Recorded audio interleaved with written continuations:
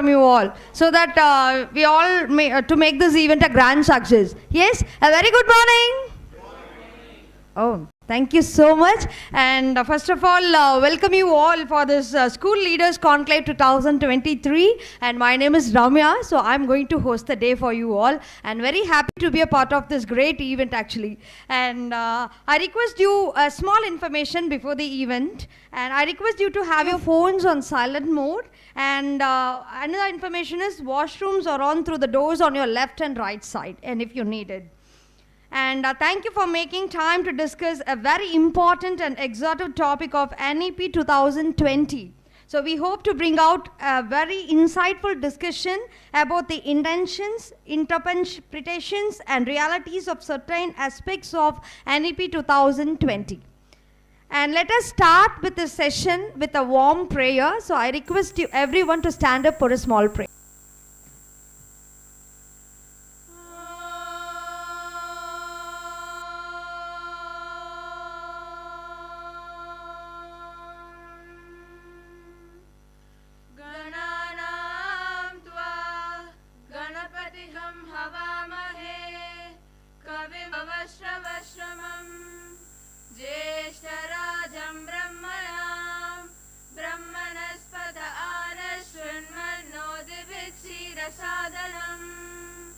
ॐ श्री महागणपतये नमः।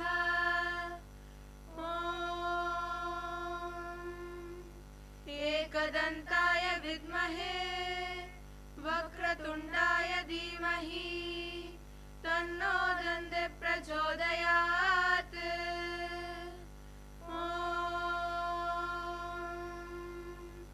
दीपज्योतिर्परब्रह्मा दीपज्योतिर्जनार्दना दीपो मे हरतु पापं दीपज्योतिर्नमोस्तुते सरस्वती नमस्तुभ्यं वरदे कामरूपिणी विद्यारम्भं करिष्यामि सिद्धिर्भवतु मे सदा। हरिः ओम श्रीगुरुभ्यो नमः। हरिः ओम।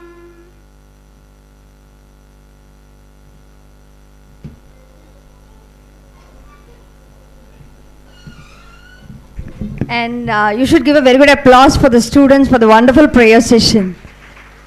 Thank you, girls.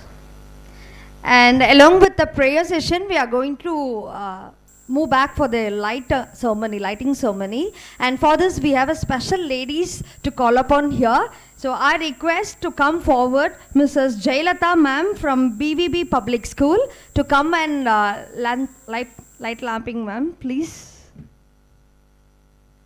And along with Jailata ma'am, I request Mrs. Subhashni ma'am, Chinmaya Vidyalaya CBSE School to also join for lamp lighting.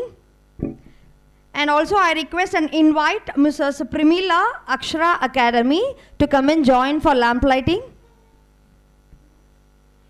And also I request Mrs. Poppy Roy from Aksharam International to come and join for lamp lighting. And last but not the least, I invite Mrs. Uma ma'am from Chinmaya Matriculation School to join for lamp lighting.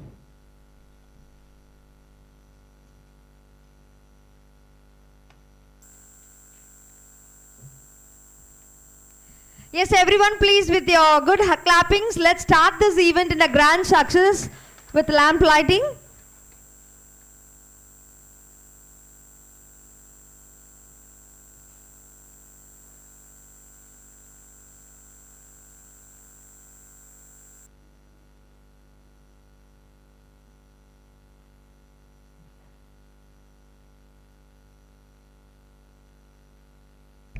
So thank you so much everyone, ma'am. You can take your seats.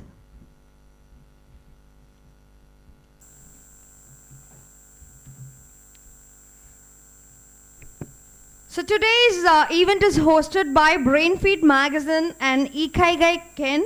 Since 2013, Brainfeed has established itself as a very strong media platform in the education domain. So the flagship product, Brainfeed Magazine, is a monthly magazine for educators with the motive of serving the educators, fraternity, and the schools across the country and bringing the school solution providers and schools face to face, Brainfeed started conducting multiple conferences, conclaves, expositions, and award ceremonies. So today, Brainfeed reaches approximately 20 to 25,000 schools, 40,000 plus edu leaders, 90,000 plus students, and 1,000 plus school solution companies.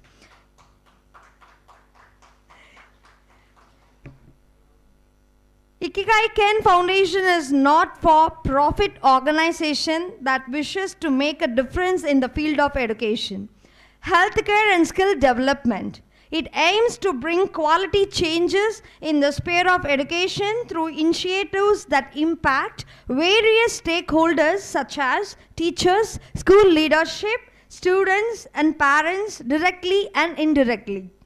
In healthcare, they wish to contribute through initiatives that help spread awareness on fitness, yoga, hygiene, and grassroots level basic health education.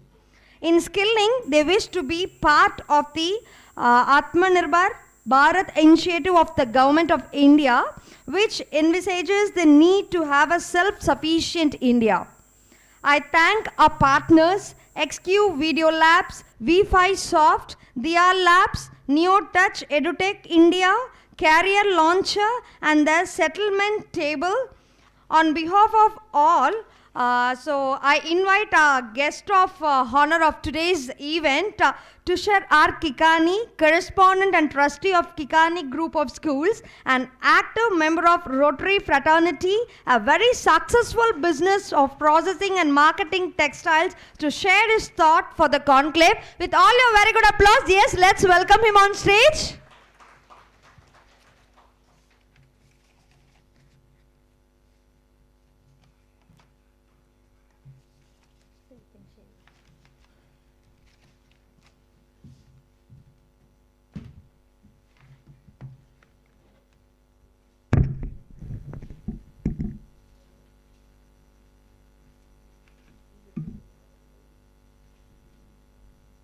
Most respected Brahmamji, my good friend Murli, a galaxy of principals present over here, advisors, educators, guests, and my dear friends. A very, very happy morning and warm greetings to each one of you over here.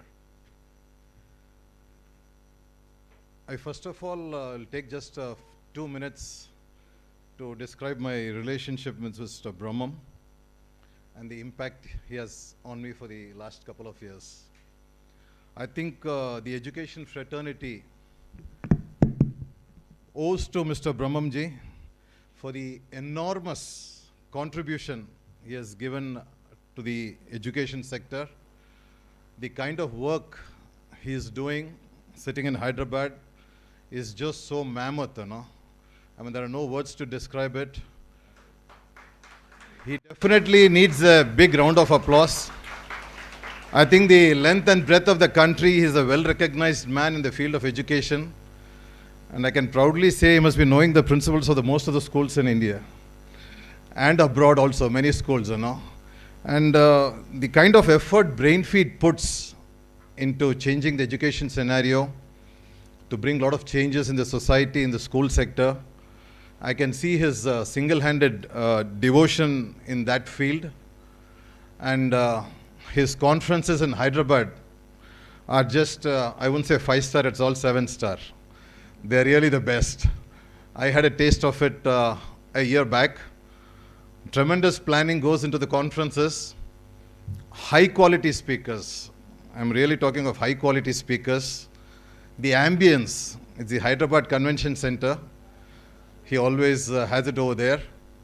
And the kind of vendors that come over there, the people in the education field who come there to display their products, a wide gamut of educational services which are on display at the conference, and the activities that he conducts for the 2 days at the conference are really so good that I think all the principals sitting over here should definitely make one visit over there for one of his annual conferences. I think he's conducting 2 a year.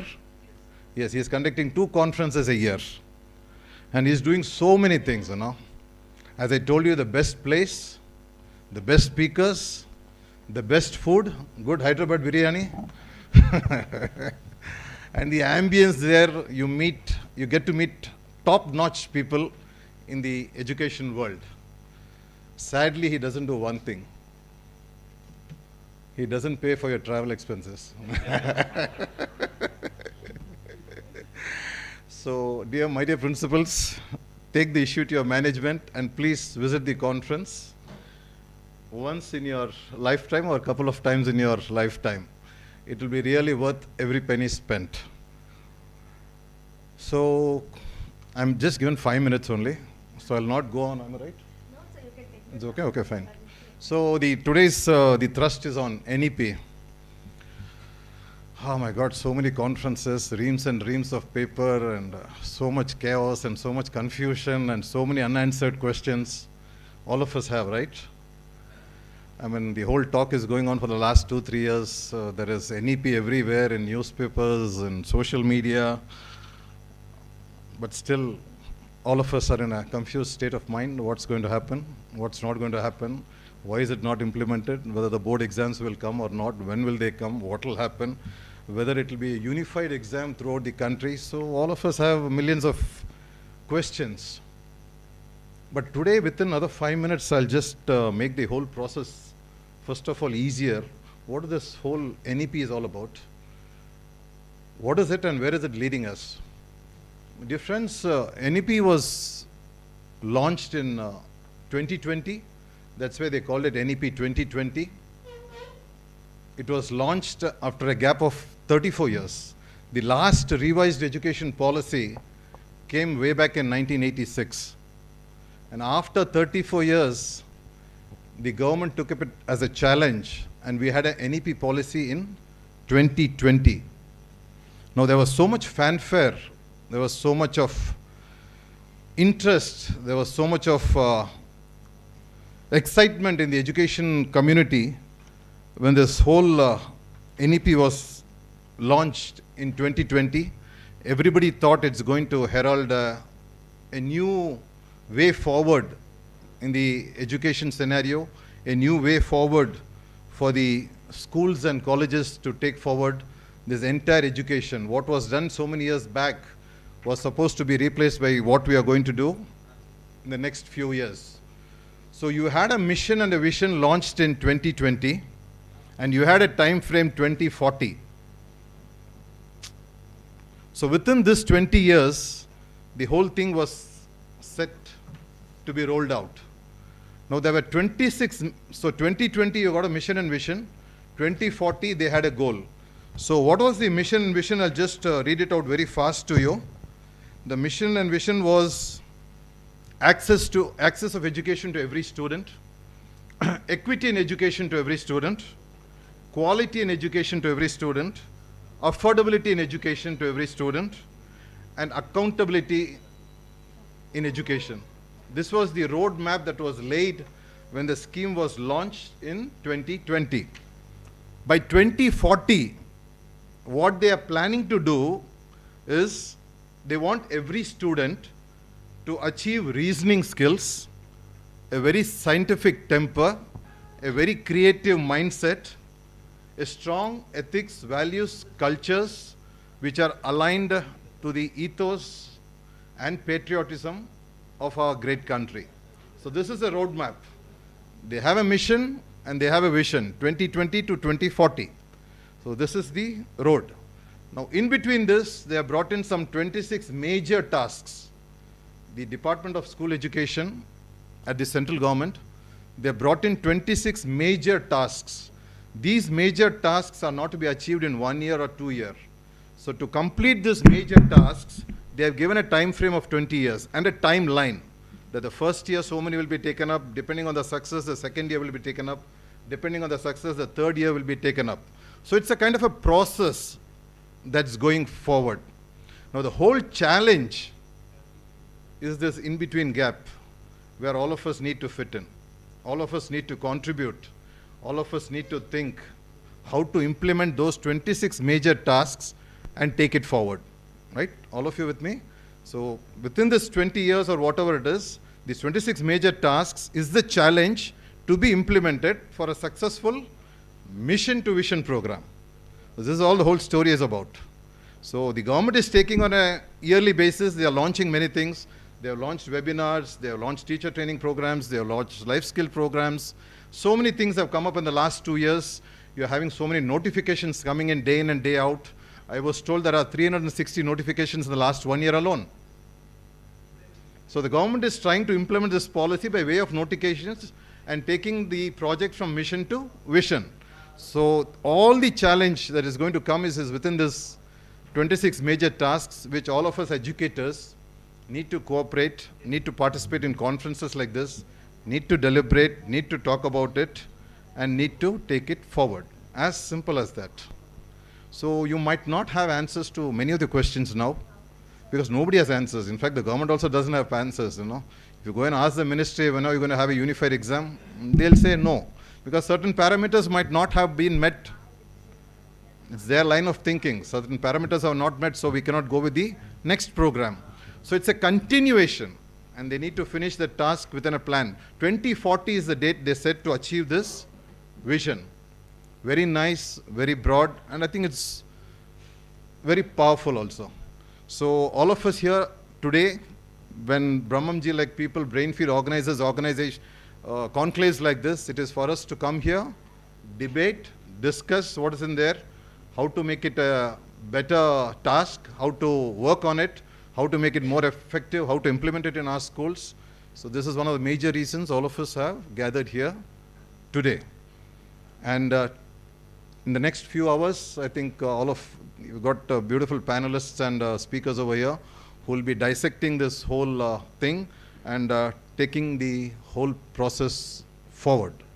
So this is the crux of today's conclave, the Brainfeed Leaders School conclave today.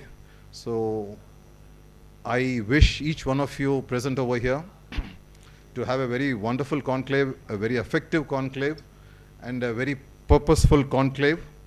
And by the end of the day, when you all go home, I think all of you must definitely pick up some threads over here and try to implement in your schools. This is regarding to the conference, the NEP of whatever little bit I shared with you. So all of you got a little bit roadmap. What is NEP? What was the mission? What was the vision? What is the roadmap? And how to go about it. So today, don't ask for any concrete answers. I don't think anybody will be able to give it to you. I want to make that very sure, It's a process, and the process will take time. Nothing will happen immediately. I mean, imagine a country like India, such a vast country. The moment I cross 35 kilometers into Kerala, the culture changes, the customs change, the language changes, the food habits change. So imagine a student sitting in Northeast, Meghalaya, Assam, and compare him with a student in Tamil Nadu or Kerala or Karnataka. Look at the vast difference in culture we have. Such a huge difference in terms of everything. The language, the food, the habits, everything. Everything changes so drastically. And to bring all these things into a unified system, don't you all think it's a very heavy task? It's a mind-boggling, mammoth exercise taken by our government. And that's the whole challenge. They have started with great enthusiasm. I think it's our duty not to spoil this enthusiasm. I think you will have pitfalls, you will have challenges, lots of challenges. Nothing is easy. So look at the exercise which the government is trying to do, So let's all be a part of this very constructive exercise. Let's all give our inputs. Let not the enthusiasm which was started in 2020 die down. Political leaders might have their own agendas. I mean, this is a democratic country, so you can't blame anybody also. Every leader comes with an agenda, a vision, a direction. But again, this is a national policy, so let's leave aside the political angle to it, work very hard, make this mission and vision of the NEP very true in the few years, so that our children, when they graduate in the next couple of years, are truly energized, are truly in sync with the next century. So this is NEP. Now I have one personal thing to share with all of you, which is also very important. I also went through the NEP document. Nowhere I found two things, which is my passion, which is my this thing which I want to get it implemented in the program, which is a discipline. They're talking of everything. They're talking of a systematic scientific temper. They're talking of so many things in the NEP vision, But nowhere are they talking of a disciplined mindset of a student. And there's nowhere talk about a spirituality in education, I think these two topics are very core to my heart. A disciplined mindset along with spirituality, And if a child has the world or the universe at his feet, but if he doesn't have a disciplined mindset or if he's not spiritually inclined, then I think everything that has been done so far will go down the drain. Now, how to do this? That's also a question. I did write a letter to the ministry 1 year back stating that these were my recommendations to be included. And they were very nice enough to send me a letter 4 months later that your suggestions are well taken. Of course, we have a huge challenge which we have to address now. So we'll come to your challenge much later. Then I sent back a letter to them stating that what you all can do is, it's a very different idea, very vague idea. It might not be conceivable as of yet. We all talk in whispers, but that whisper should convert into a loud noise. What I suggested back in the letter was, have 3 months of some type of a police training academy or a military training academy. Send the students there for 3 months. That was my suggestion I gave back to the ministry. After they graduate from school or college, like they have in many Western countries, have a training academy or a military academy wherever closer to your city or somewhere. And these are the two best places, where they instill so much of discipline inside you. And that discipline becomes a mindset. And it stays all the way in their life, wherever they go. If they become an entrepreneur, they go for a corporate job, this disciplined mindset, they carry it with them. And I think the best academy to impart this is either the police department or the military department. So I sent back my suggestion to them, and hopefully I'll be getting a response to that, but I don't want to blame them. There are many challenges ahead. So these are the one idea which I had in mind, which I wanted to share with you. We are all talking in small tones, It just should become a noise now. 2-3 years down the road, it should become such a larger noise regarding this discipline. So it should become a national level movement, Because I see in many countries, once students are out, they go to something, to set their future right. And these are the two institutions which can really do it and make wonders for the students. So thank you so much for all the attention you gave me. Thank you, Brahmamji. It was really nice for you to have me here today. And you have done a wonderful job. Nice ambience. Everything is so nice. I'm sure the food also will be good.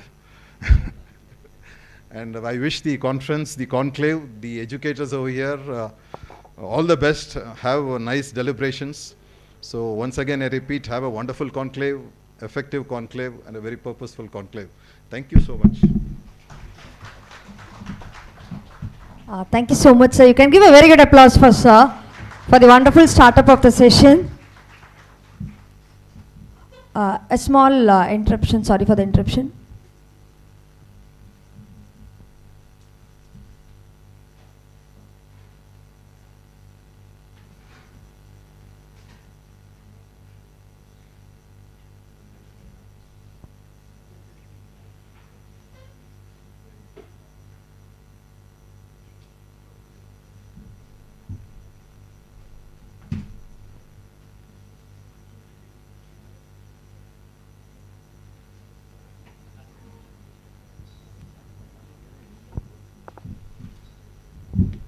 Sorry for the interruption again. And before starting up with another session, I have a small ice breaking for you all people, because you all look so dull and the claps are not also so much energetic. So I'm going to keep a small icebreaker. Yes, we can. Can we? Yes, okay. And so I'm going to tell some actions for you all. Please listen to me that first. That is, if I say clap, you should do 2 claps. Yes? And if I say 4 claps, and you should do continuous claps. And if I say no claps, you should do a single clap. Let's see who has got a very good memory, since you are all principals from different schools and there are so much dignitaries here. I don't know how the ice breaking will go on, and I won't take much time, just a few minutes. Shall we start? Yes? Yeah, okay. So your time starts now. Clap. Clapனா என்ன பண்ணணுங்க? அப்போ 3-4 clapsே வந்துருச்சு.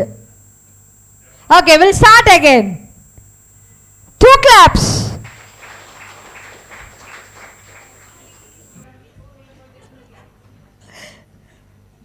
Okay, anyone from you people, can you tell me what I said?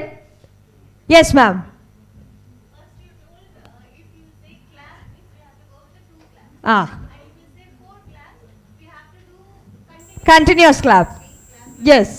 And if you say clap, sorry, no, No clap. only 1 clap. Yes. Ma'am is good. You can give a very good applause for her. But நான் 2 claps சொன்னதுக்கு நீங்க 4 claps பண்ணீங்க. நான் 2 claps சொல்லவே இல்லையே. Correct தானே ma'am? Yes? Okay. The last session for you all. Clap.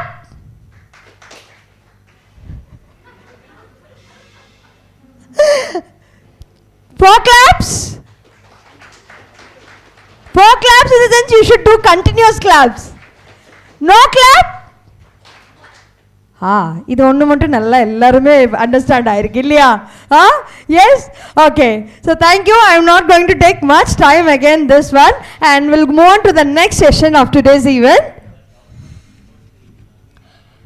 So the next is actually our keynote speaker for today's event. I'll give a short brief about him. An educationist, mentor, collaborator, school turnaround expert, edupreneur and TEDx speaker. So Francis Joseph is passionate about managing high quality schools in areas where access to relevant and meaningful education is difficult.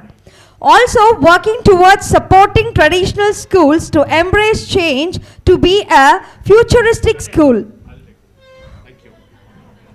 Thank you, because otherwise I'll not get claps later. So thank you so much.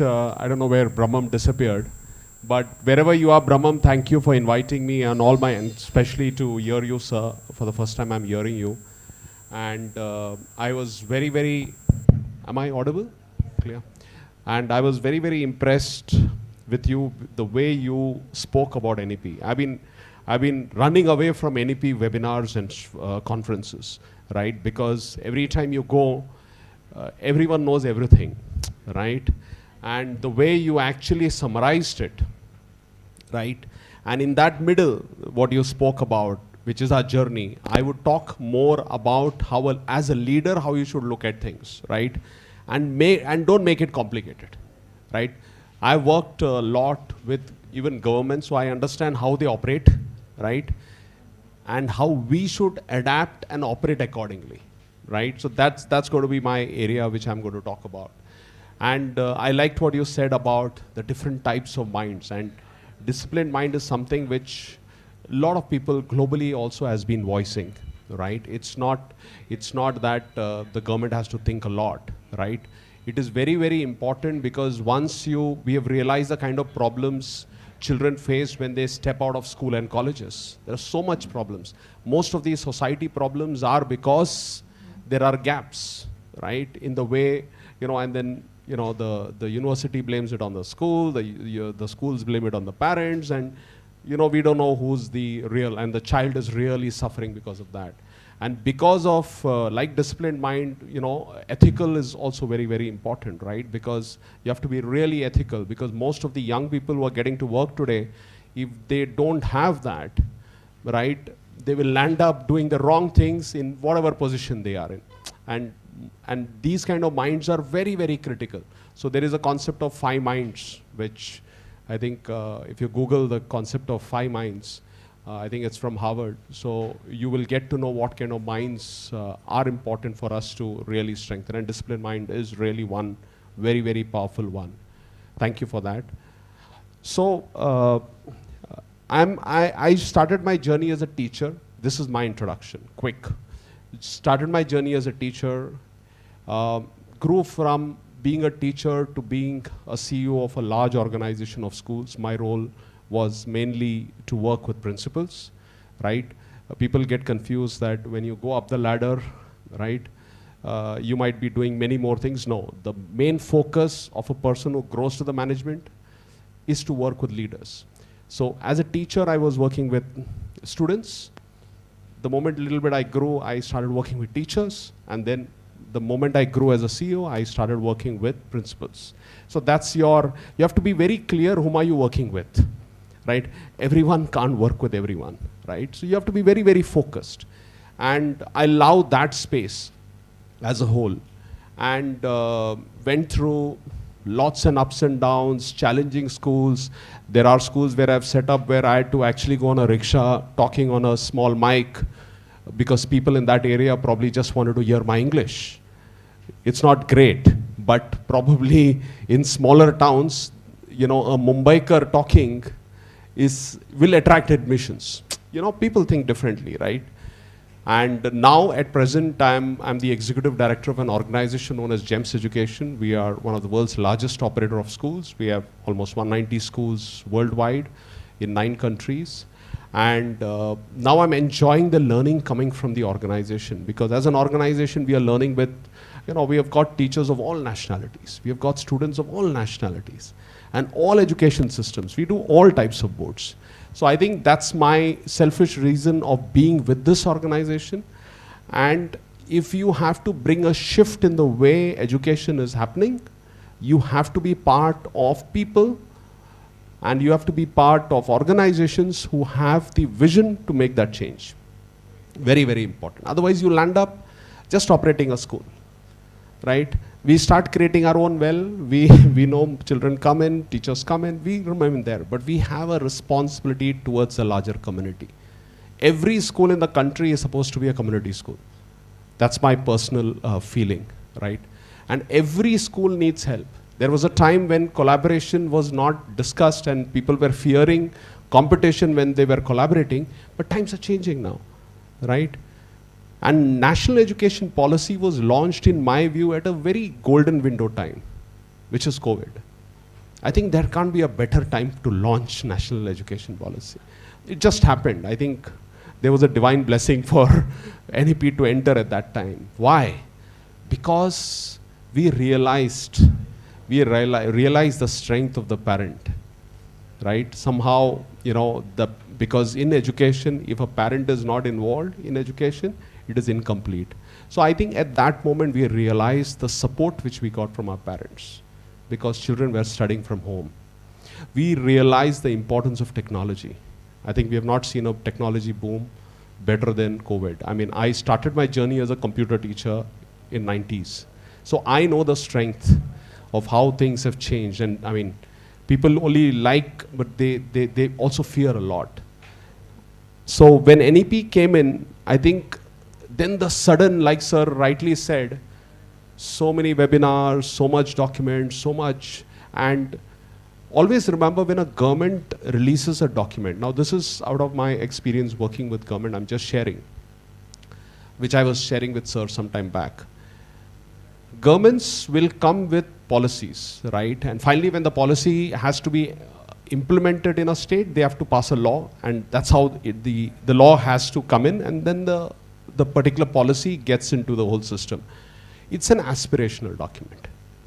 This is what the country envisions in education, right? This is an aspirational document. Who are the main people to implement it is not anyone else but the teachers, the parents, and the students, right? Till the time the parent doesn't engage in it, till the time the teachers don't engage in it and the students don't engage in it, you know, it won't happen. The core formula is around that. Education is all about their engagement and their ownership. When you say accountability of learning, I think the child has to take accountability. There is no better way of education than, if anyone, right now the teacher passes it to the parent, parent passes to the teacher, it has to move down to the student. So when these kind of policies come, we always get stuck in that policy. We read every line and we make it like a tough process. Finally, then we start looking for data around and we get lost in data. So in my view, we also run some schools across, and many of our schools have gone through these policies worldwide, because many are regulated environment. For example, we have KHDA doing regulations in all our Dubai and Abu Dhabi schools for maybe around 12 years now. So we are very familiar how school development happens, right? And how it can be actioned. Never take it as a, that I have to do this. You know your school better. You have to pick up the right things from the policy. What is the right thing? The right thing is that the way teaching and learning is happening has to change. For which, what you have to do? You have to work on the minds of these teachers. They can go for hundreds of workshops, but if their mind is the same mind, then whatever you do, you might think you're NEP compliant, and no one is NEP compliant, because it's an aspirational document. I think, people keep talking about NEP compliance. It's still a dream, right? And we don't know yet how much we can achieve that dream. Because rightly, like Sir said, India is so complex, political complex, and the kind of data which I was mentioning to him, when I go to a government school, majority of the time the principal is only looking at data. And they are so lost. Yes, data is important, but don't forget you have children. You've got children in the classroom, right? Your focus, don't move away your focus. NEP will also start when the real implementation comes. Data will play a huge role.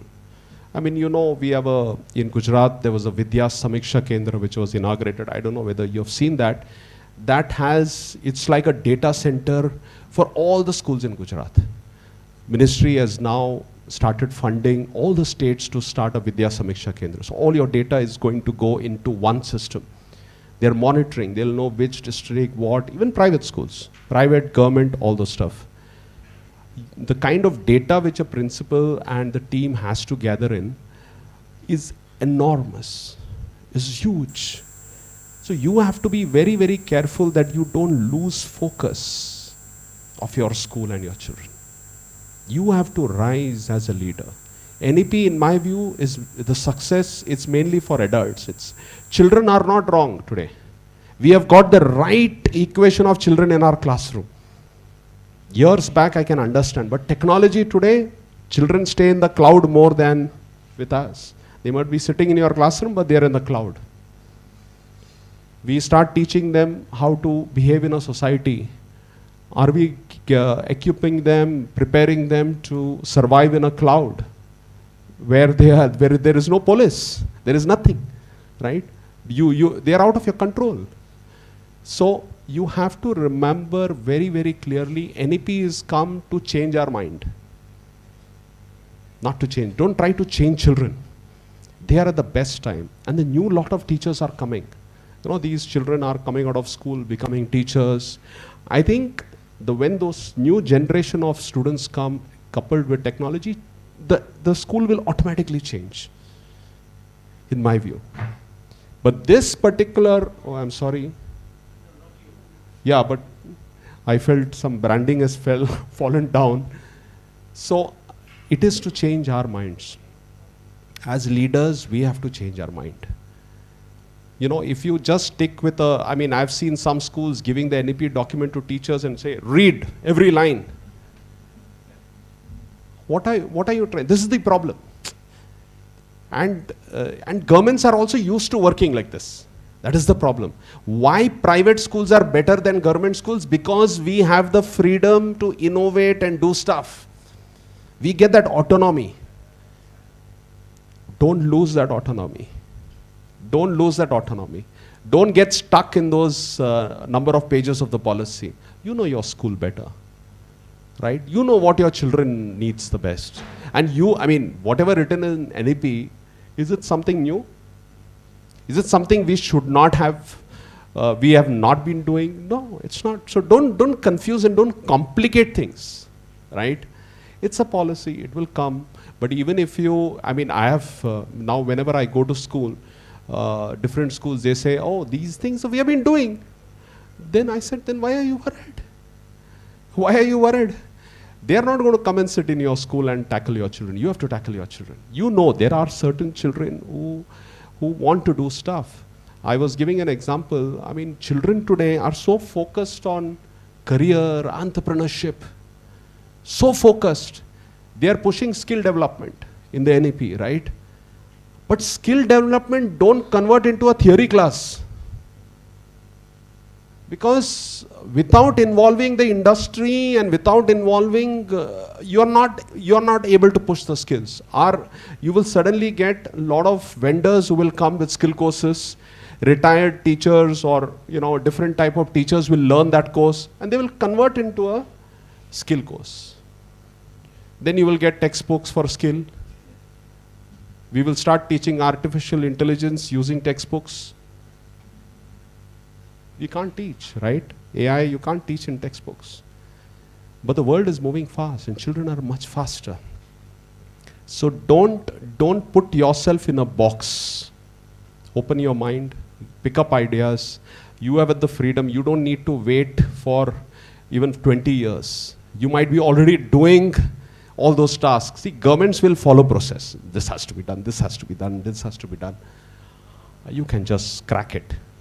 Day one, you can crack it. But for which you need an internal team. How we do, when the KHDA and everyone comes for school inspections in Dubai, we always have a development team within the school. You should have a team who's only ensuring that everyone remains motivated, everyone is walking on the track, and do a lot of self-review. You should do self-review of your school. You don't need an external person to come and say how good is your school. You should have a mirror. Before you step out of your house, you look at the mirror, right? Whether you're set, your sari looks good, everything is perfect, I'm ready to go, right? You every day in the morning when you come, you should see that mirror. You should understand where you are. Tell every teacher before they get to the classroom, ensure that, put some questions in their mind. Have they, am I as a teacher able to reach to every child? You might be having 30, 40. Am I being able to reach every child? Can I write 2 pages on every child? Have you reached? Do you know the child enough? Once you crack that formula of knowing the child, right? And you don't need to go and investigate. You just talk to them. They will come and tell you everything. They will give you probably 5 pages to tell. There's so much they want to talk. Today's generation want to talk. When I ask some students, have you heard of NEP? Yeah, we have heard teachers talk about it. There are stuff happening. I know it is good for the country and everything, Make a NEP committee of your students. They will drive it. Pass it to the children. Till the time children are not involved, it is their life. You're talking about them. We adults have we are not taken ownership of their lives. It is their life. Give that responsibility to the students. They will make a school beautiful. Yesterday I was in one of our school and we have a small cabinet and I met all the cabinet. I said, what are you doing? There's the Prime Minister, Home Minister. So I asked the principal, where is the opposition? We need an opposition. Otherwise these guys will not do anything. So if you're doing something, you have to be very fair. And I said, this is your responsibility. Like you have an assembly, you should have that kind of environment where is the school doing enough? I will give you budgets so that you can, if stuff comes, you will have the authority to do those things. Pass the ownership to the student. So whenever you attend NEP webinars, you don't worry so much about NEP. You're already doing it. And start engaging with your children. Don't give them a presentation of NEP. Pick up the important elements. They will review your teachers than any other. They are the best mirror. You know, there are schools which ask students, how was the, you can keep it anonymous, you don't need to display, but you get so much answers from the children. They will tell you in and out, you know, that water filter there is not working. I never knew, but that child knows, because the child has to drink water from there. Sometimes the power of the students we don't use enough. So go back to your children and say that we have this mission to change all our minds. All adults have to change. Don't try to change our children. And start working with them on that. That is the only way we will be able to reach the success of NEP. And don't get stuck in policies. Don't get stuck. And don't get lost in data. There are people now, I mean, you will have so many people coming and say, oh, this is the data, this is, you have to review this, you have to review that. You can review, but don't get lost. Always don't get lost. You can assess now. All the boards are going to be brought on par in terms of assessments, because Parak is launched. I know the company which is doing the Parak. ETS has won the tender, Education Testing Services. I know the people very well. They are very, very good. And every time I hear about some kind of suicide cases out of board exams, I send a WhatsApp to him. I said, this is your challenge. There is something missing. I read one of the NEET topper was preparing for, the parents were preparing the child right from age 5. The whole childhood is gone.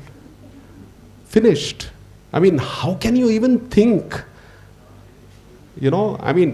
So when she might be a good doctor, but tomorrow when she has a family, she has lost her childhood. So what is going to come for the next generation? So you have to think that like we don't have a right to disturb the childhood of children, we have to pass the accountability of NEP to the children. Tell them that this is what we need to achieve. So that's most of the problems in education is with adults, not with children. It's not with children. And we have to remember that we are not the owners of those children. Sometimes when I meet schools, they say, oh, this is my children. Everyone fights for that one child. We are the parents, why they've given their children to us? They have a selfish reason. They have given their children to us so that they can spend a good retired life if we develop their children. They want to, that's why they give their children to us, so that we are actually preparing for their retirement, right? So that their life in the future will be taken over by these kids. Now, if you do not do a good job, you're disturbing that whole family. I've seen families getting destroyed because of this lack of these basic values, respect for each other. And that is education. Education is not about the NCERT content. Nothing. Don't get lost there. Your children, as a person that even if you top, I want to give you my example. I was in school, college, I never got an opportunity to go to the stage, ever. And I tell that to the school, because I was invited recently to the annual day, and I said, don't feel bad, father. I always came to your class. I was always there among those 60, 70 children. But never I got a chance. Who taught me? Life. Are we bringing life into our school? What do you mean by life? Where are they getting life as a teacher? When they go home, when the parents take them out. So the house is integrated with life, but school keeps them away from life. We box them. So we have to change. So move them away. Let them go. Let them experience life. There is no harm. Even in vacation, we try to enter inside the system. One day it is raining. Don't go online. It's okay. One day let them spend with their family. Now we got something online. Every time there is some problem, we immediately go to online. No, it's okay. One day let them enjoy the rains. So think from the child point of view. They don't like it. I spoke to the students. I said it was raining badly in Kochi. I said, what do you want to do? I asked the cabinet, You want to go online? Sir, give us 1 or 2 days.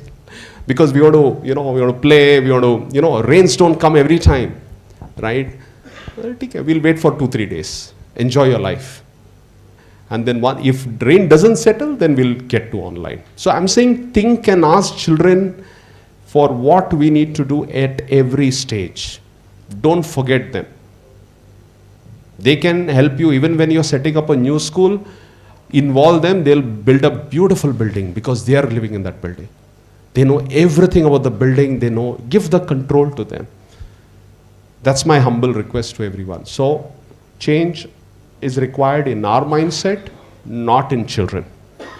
NEP, there are certain elements where, because of the stress, we are trying to push it to them. Do this, NEP compliance. Don't disturb their life. Thank you.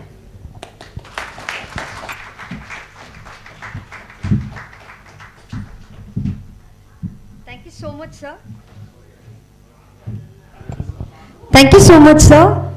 And once again, you can give a very good applause for Joseph, sir, for the wonderful session.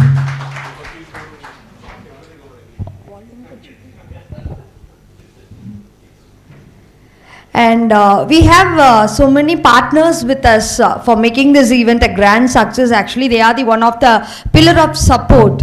And for the next session, I call upon Mr. Simon, founder and CEO of XQ Video Labs and our partner for this conclave, to tell us more about his works. Yes, please, with all your claps, we can welcome him on stage, please.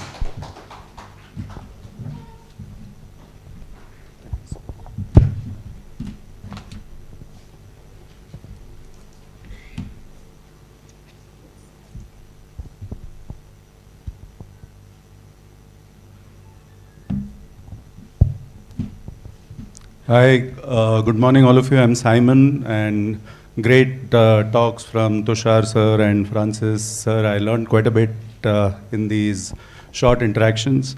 I have a time limit, so I'll quickly get to what I'm supposed to do. So we run a platform called the XQ Video Lab. It's a platform for teachers to make learning experiential through video creation. A little about me. So I am the typical engineer MBA which comes out of the education system. So I did my MBA from IMK. Then I became a banker. Then I realized that I hate banking. And then I started an ad agency in the year 2011. I come from a very traditional Malayali household. So my mom was a teacher. My dad ran his own business. So there was a lot of pressure to conform. And that's why I became a banker. But I managed to kind of cut loose. And then I started an agency with Asian Paints as my first client. So I went on to work with Red Bull, Procter & Gamble, Amazon, Deloitte. The pandemic struck. A decade-old business which I was doing took a big hit with the pandemic, ensuring that no marketing launches were happening. And that time, in the time of crisis, there was an opportunity. One of our clients, Procter & Gamble, they asked us to teach children creativity. We started teaching them videos, and that's how XQ Video Lab was born. I've always been a teacher. I love teaching, and I am a lifelong learner, and I believe a lot in experiential learning. Now, I'm a novice as far as the schooling system is concerned, but this is what I have noticed, that keeping students engaged in today's classroom is quite a challenge. I have 2 children. One is 12, the other is 7, and when I watch them going about their assignments, etc., I noticed that children today know a lot more than what we knew during our childhood.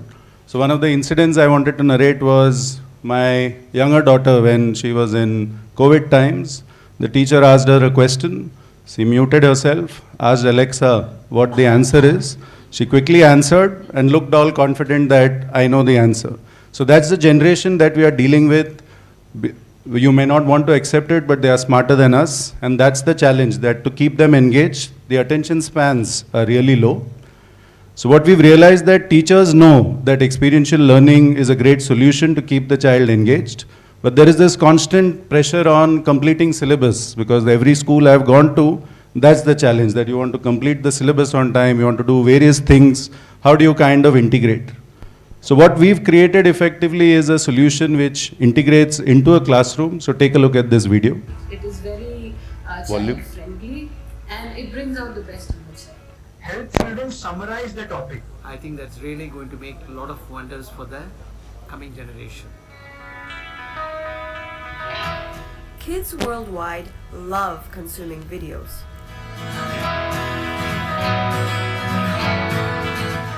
So, at the XQ Video Lab, we decided to team up with teachers by combining the joy of videos with the world of academics, which meant regular classroom projects could be turned into dynamic video projects using our creation apps.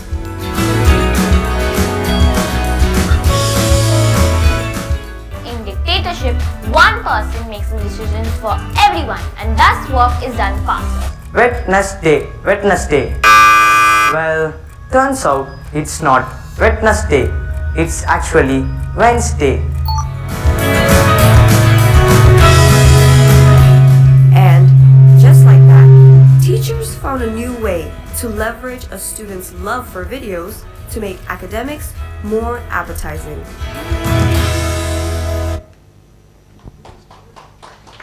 Thank you. So what we feel is that just like writing, video creation is going to be like an essential life skill for children. We don't teach children writing that all of them will become writers. We teach them video creation just so that they can express themselves. And what Francis sir talked about, that he was never on stage in school, the fact is video creation is like a stage. So every child gets an opportunity to create, present to their colleagues, to the school, so on and so forth. Now, what we've created is that the video which you saw, we've integrated video creation with academics. So the child makes a science video, a maths video, an English video, so on and so forth. And they learn in the process. And one of the things which I really liked about what Francis sir said is that the responsibility lies with the child. And when you get the child to create a video, they take ownership because it's a medium which they like. They'll end up writing a script, they'll end up researching. You don't really have to push them to make that project because video is a medium which they really like, and it's about how do we enable that video creation to happen. Now the second part is, so my mom was a teacher. Each time the principal would introduce something new, in the evening there would be a cribbing session from my mom, right? That I'm already doing editorial for the school, I'm checking papers, I'm setting all this, and one more new thing which brings in, that brings a lot of resentment from teachers, and that's how the system is. They are overworked, and that's the reality. So what we realized is, if the projects are going to be a burden for the teacher, then it becomes a difficult thing. So we've tried to integrate as much as possible. So therefore, an English assignment becomes, let the child be a newsreader. A science project could be an animation project on the process of making honey or the congruence of triangles. A history project can be a green screen project where they talk about a certain civilization, so on and so forth. Now in the process, what the NEP talks about, the children learn a lot of skills, which is problem solving, critical thinking, creativity, and most importantly, communication, because they're able to address themselves.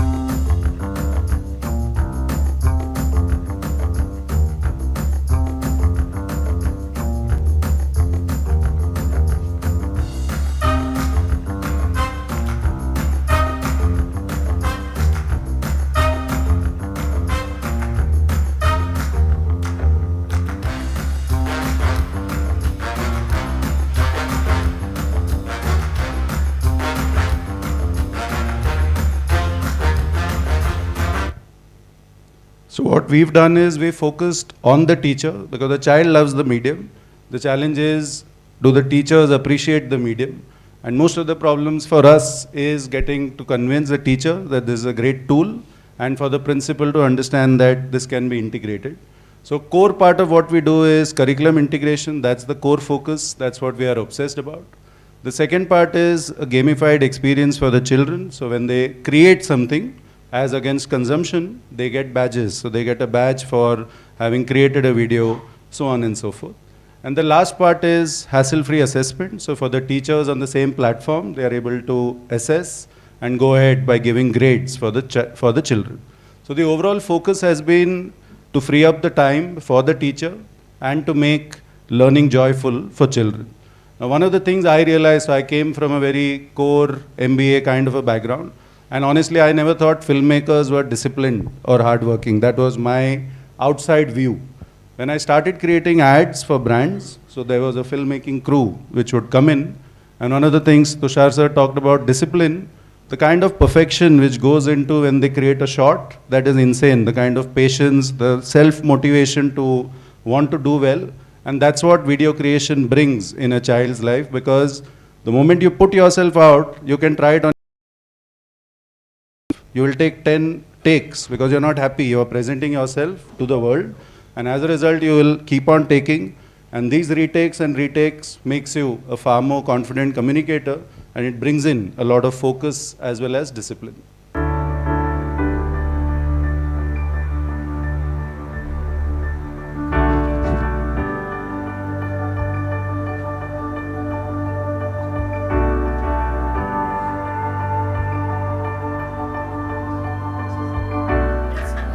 is my first day of XQ Video Lab. It's happening in our school.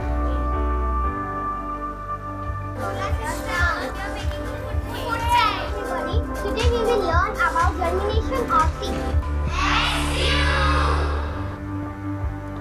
So that's it from me. Thanks a lot for taking time out.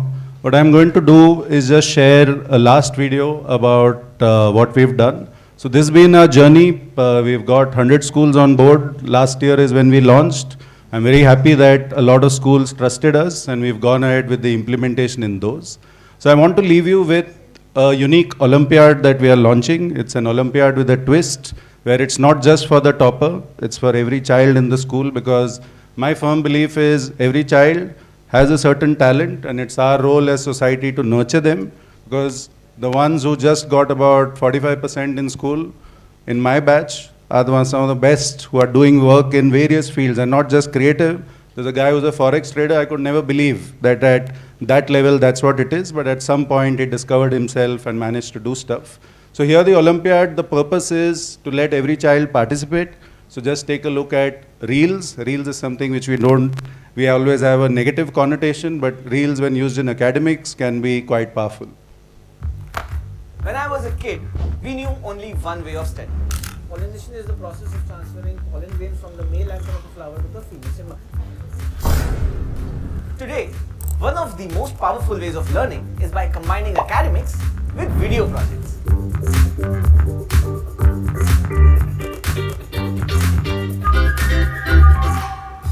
And that's why the XQ Video Lab brings to you the first ever All India Art Integration Video Olympiad. The deal is simple. Students pick any subject they like, turn a concept into an academic video, reel or short, finally submit it and stand to win prizes worth up to ₹5 lakh. So don't let your child miss out on this opportunity. Sign up for the Art Integration Video Olympiad today. There are a lot of details which I'll skip for now. So I just want to call Ram and Punita, who are part of the local team, just so that you know them. We have a booth at the back. So Ram's an experienced guy in the education sector. There's Gokul as well, who is based out of Salem. So this is the entire Tamil Nadu team. Thanks a lot for giving us an opportunity.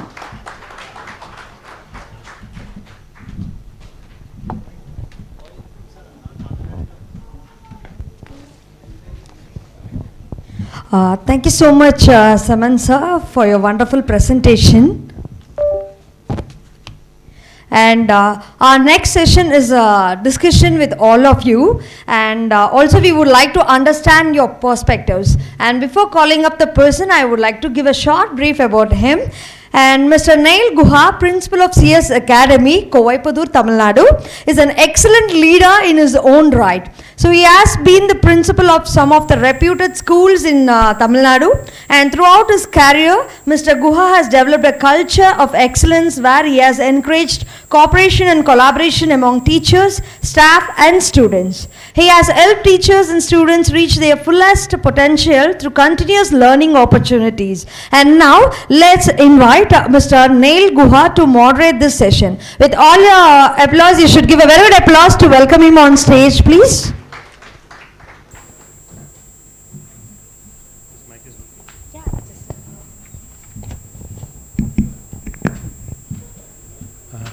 Thank you for such a nice introduction. In fact, I can assure you most of the things what she told, I was not aware that I was having such qualities. And thank you organizers for giving me such opportunity to address such a nice gathering. To be very honest, like Mr. Francis was telling, he used to avoid all the NEP discussions. The same thing happened with me right after, during the pandemic. I used to get a lot of calls from different organizations asking me to attend some webinars or seminars about NEP. So the first call when I got, I said, okay, I was very happy. So I asked, okay, what is this all about? It's about NEP. So I asked my exam cell to take a printout of the entire document. So when I got the document, it was this thick. So I said, then I called that organizer, says, sorry, that day I'm held up. I have some other commitments, so I backed out, and from them onwards I was backing out. But when I got a call from Mr. Harish about this particular program, I said, okay, let's give it a try. It has to be the first time for everything. So today I have been given this task of a particular topic has been given to me, competency-based learning, importance and challenges. So before coming to the topic, as you right from independence, I mean, we were born after independence. So, but we have seen that there were a lot of challenges which our forefathers faced while shaping the country. And we had this planning commission where we have a 20-year plan. We have a national planning commission. So there was shortage of food grains at the time of independence. We were dependent, you must have heard of something called PL 480, where we were dependent on a shipload from US every year, and they used to blackmail us a lot. So we worked on genetic crop and how to design genetic crop. We got some seeds from Mexico and other countries. Our scientists worked very hard, and as a result we became self-sufficient in food grains. Similarly, in other sectors, whether it is industries or banking or telephone, a lot of changes and improvement happened. I mean, early 80s or late 70s, I remember when I was in school, my mother used to ask, one day my mother told me, today you don't go to school. Why? You have to go to the bank and this is a check, go and encash the check. I said, okay, so what's the big deal? So I went to the bank, there's a big queue, and then from one counter to another. By the time you actually get that 300 rupees note in your pocket, it is already 4 hours have elapsed. So, or standing in a queue in front of trying to book gas, it was a big deal. So a lot of innovation happened, and now you know how easy to get hold of money. Now it's mostly digital transaction. So a lot of innovation has happened, but in one area it was lacking was in the field of education. So we realized that developing infrastructure was good enough, because all countries want to become a developed country, right? We have a vision, 2047, India should be a developed country. For that, what is that we require? We require industries, we require infrastructure, so good lifestyle for our citizens. But what about education? So maybe NEP, the idea is good. So only thing is that how we interpret it, how we apply to ourselves. I have been to many schools as a member of inspection committee, whether it's in this state, I worked in Bihar, I worked in Chhattisgarh. At least Tamil Nadu is a lot better, but still I have been to some far off places like Sialkudi or Parmakudi for inspection. I can tell you that though the building might be good for inspection purpose, but at the end of the day, when you write the report for granting affiliation, every time one thing everyone will write is that the teachers require a lot of training, and that is what it is important. And like sir said, that at least in private schools, we do have that capability to make some changes inside the classroom, inside the school, and not everything requires a lot of investment. We made those changes during this pandemic. You remember all of a sudden this online classes started. How many of you knew about Zoom? No one, nearly no one. Then even I didn't know.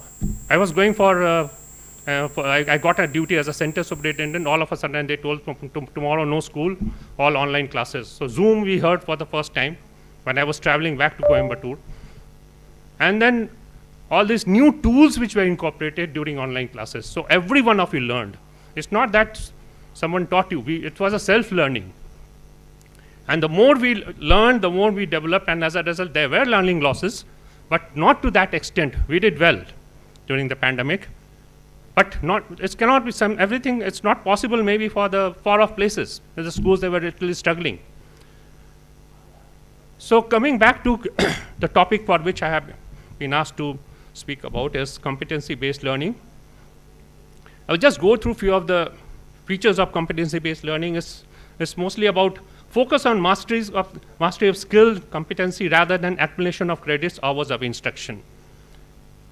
So it talks about students being empowered and being comfortable inside the classroom. Hours of classes are not that important. I was like, I'm a math teacher, so during my time as a math teacher, HOD will come and ask one question. They will always ask in HOD meeting, how much time it will take for you to complete the syllabus, especially in grade 10. The idea is you finish by November, December, then you give yourself some couple of months of revision. So they will say, how many months? 6 months? 1 year syllabus in 6 months, 8 months? So 8 months you can complete? Yes sir, I can complete. But the idea is, you as a teacher can complete. What about the students? Will they be able to grasp all the information? Because not all students are good in maths. The reason for students moving away from a particular subject is because they stop asking questions. When a survey was done, it was seen that till grade 3, students ask a lot of questions. After 3, they stop asking questions. What is the reason? The reason is, we tell them, don't ask stupid questions, sit down. And that's it. And they stop asking questions. And when they don't ask questions, when they're not inquisitive, they don't learn. So create an environment, that is what it's meant, and a situation where the students should be authorized to ask questions. Students progress through curriculum at their own pace, as long as they demonstrate mastery of required competency. That means, same thing, completion of syllabus is not important. Maybe for some student it is okay, if they're good in maths they can complete, but others, they might take their own space to complete. Do not rush things into. I'm sure we can all do that. We call something like inclusion. So it is possible that we can divide our curriculum into 2 or 3 ways, in a way that some students can be put in a group A, a group B, or group C, and it is not important that they should complete everything and be under pressure. Learning outcomes are clearly defined and measurable. So your lesson plan should be such that it is not only meant for one particular set of students, but for the entire student community. Like in each class, you have a different level of learning. Positive feedback to be given to the students in a constructive manner. We all know that. It's important that the students should know where they stand. It emphasizes an integrated and multidisciplinary curriculum that focus on critical thinking, problem solving, and communication. We have heard about this a lot. Collaboration, creativity. I will tell you, there was one school I was working as principal.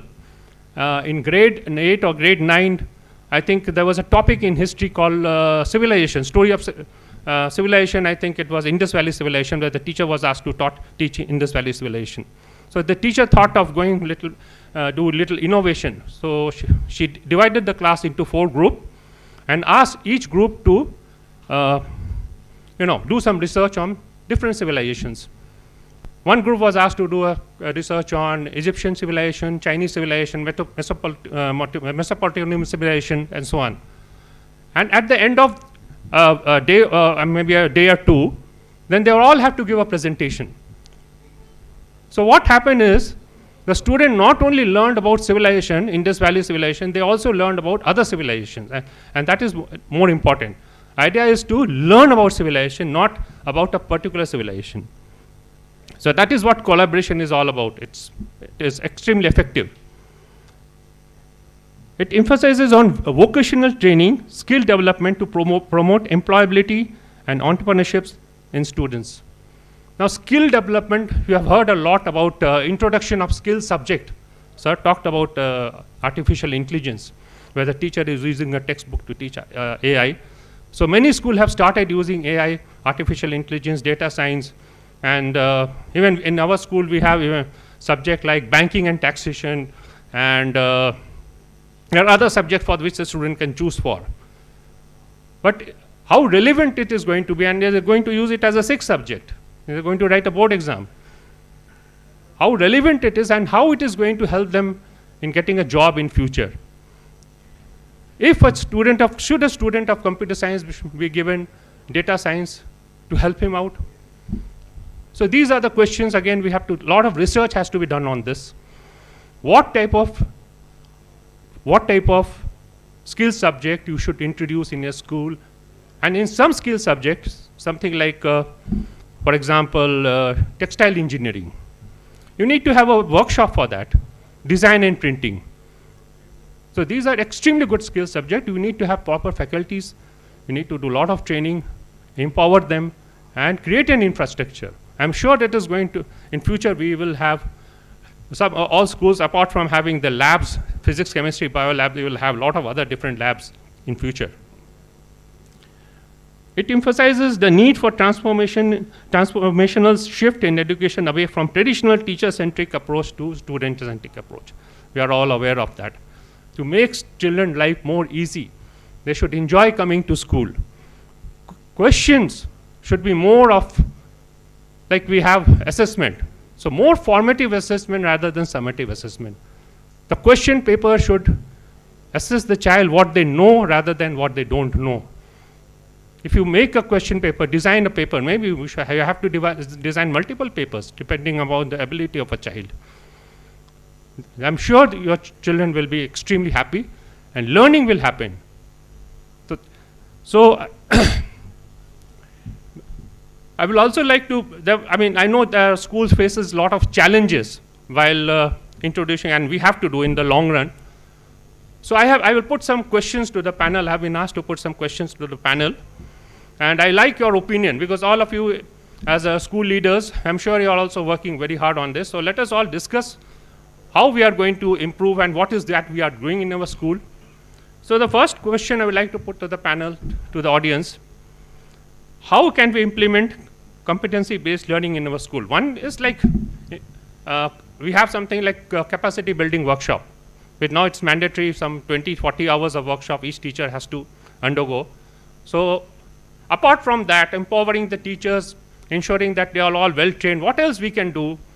What are the challenges we face? Can we get some of your input, please? In your school, what are the things you have been doing, and how you have been doing, how you have been implementing capacity, competency-based learning? So can we get some input from you, please? You can introduce yourself. Namaste, I'm Sujata, Principal of Sri Jayendra Saraswati Vidyalaya School at Sivanallur in Coimbatore. Regarding the competence-based learning, The teachers, as usual, attending the workshop. Apart from it, we have brainstorming session for the teachers, and we ask the teachers to take class for micro teaching will be done, and that part we will discuss with the teachers how better they can, the others will be giving the suggestions. So we have seen that many improvement in teaching methodology is being achieved by the teachers, because each one has got different potential, and also heterogeneous group, how to cater to the needs of the students. We have to take the class to cater to all the needs of the children. And mainly we have also implemented the experiential learning in the classes depending upon the topic. So the teacher has to work before, 1 week before, how to take the thing, and how art integrated learning also we have applied, and that was really going wonderful, because not only one particular subject, we include even the languages, mathematics and everything. So they take a project and we give to the children according to the level of the children, and they started doing it, and we found the children is doing the project interesting, and the answers after when we are asking the questions, even the late bloomers, I can say, we cannot say dullard, late bloomers were able to answer to the questions. Thank you so much, ma'am, for sharing your input. So you have been integrating art and sports in your curriculum. So, and that's very good. And actually, your curriculum, your assessment should be also based on sports as well, because in our school, in CS, every student will get a report card in sports. So it's important whether you pass in your regular subjects or not, but you should pass the fitness level. You should pass, especially the hostel students. Anyone else who would like to share some input? Yes. Good morning, everyone. I am Ms. Sumati from SBIOA Public Senior Secondary School. So we are doing collaborative learning, as you were telling just now. It is working so well, sir. That is, a lesson is being split into several small units, and children are made into smaller groups and they are asked to do on it. And as you said that, not only they do the research exploration into it, and that is being revealed to the rest of the group children also. It is working so well. So we are able to concentrate on this competency-based learning through the collaborative learning. So which is really, I can say that it is a blessing, kind of a thing for the children, that they are able to perform so well into the subject. That is, the only constraint here is that we are not able to do it on all the topics. Certain topics which are very simple and which is very common, we are able to do it, but unable to achieve it in math and in history or some subjects alone, we are not able to do it. So if NEP is finding any such measure to get into all the topics to do in this way, the peer learning, no, it makes a lot of sense, and it is giving a lot of that is the responsibility and ownership to the children, that they own that we are doing the teaching rather than learning. That is happening so well there, sir. So we are doing collaborative learning and trying to implement this competency-based learning. Thank you so much for the opportunity. Thank you. Excellent, excellent. So what she's talking about, collaborate learning, and I think it helps a lot. And especially if the children are asked to do some research on their own. I mean, when you introduce a particular topic, she is rightly pointing out maths, it is little difficult. But in other subjects like history, geography, in civics and all, we can still do that. So, or even if you take up a poem and you ask the child to go through it and explain on their own stanza by stanza, they do a good job. And they can discuss, and peer learning is also happening. So that definitely helps. So anyone else would like to throw some light, or can I go to the next question? Okay. So my next question is, what are the challenges? I mean, I know schools, private schools, most of them have started doing a very good job. So what are the challenges you all face while introducing competency-based learning? And what is the relevance, do you think, introducing skill-based subject as a sixth subject, as CBSE is asking for, how difficult it is for a school to train the teachers. Good morning, sir. I am Bharti Sharma, Principal Sharda Vidya Mandir, Sihor.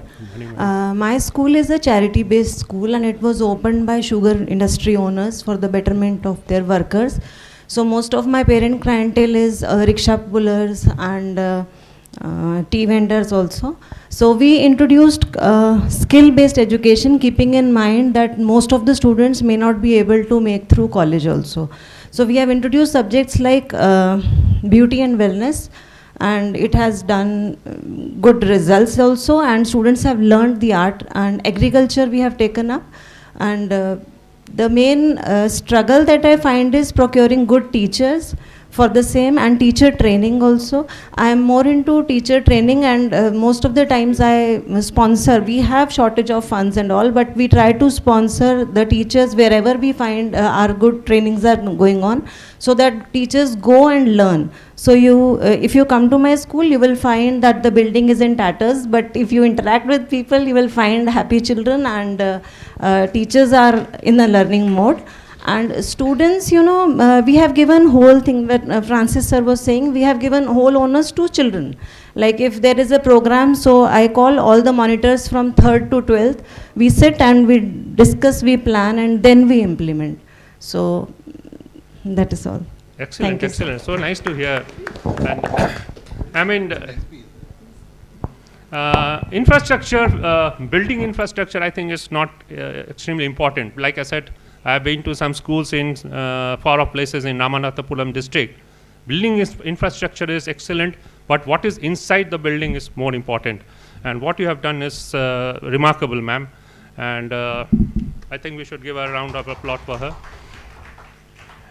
So, like I said, the skill-based learning, I mean, and you have also, you talked about beauty and wellness. That is one thing I'm sure a lot of school can take up, and it doesn't require a lot of spending on infrastructure. Another thing is something, I mean, carpentry. A school like, there's always a dearth of carpenters, and it provides a very good livelihood. So I'm sure a lot of schools can take up this project, and in some 5 to 10 years time, I mean, more emphasis will be given to skill-based education. In our school, right from grade 6, we are giving emphasis to skill-based learning. And even we are also encouraging grade 8 students to do some sort of internship program also during the summer. So it is, you get a lot of ideas and experience that students also get a lot of exposure.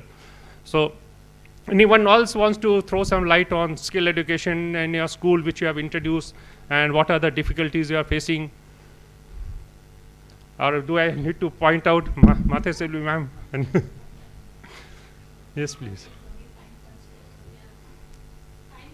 Yeah, I mean, introducing a skill subject, the first time when we had this idea of introducing skill subject, more than the management, the parents complained.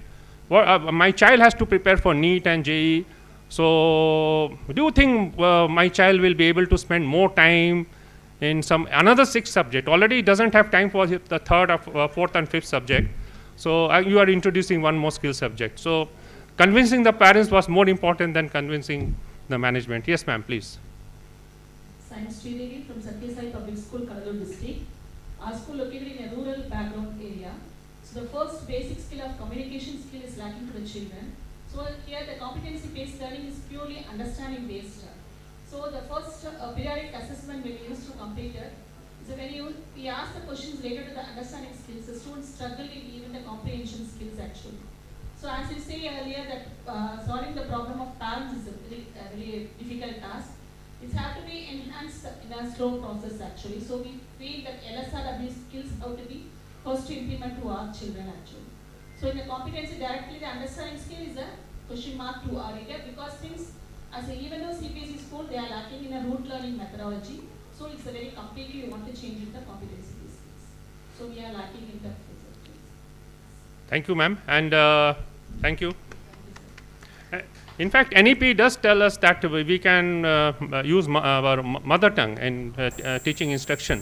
So it's not necessary the child has to be taught in English language.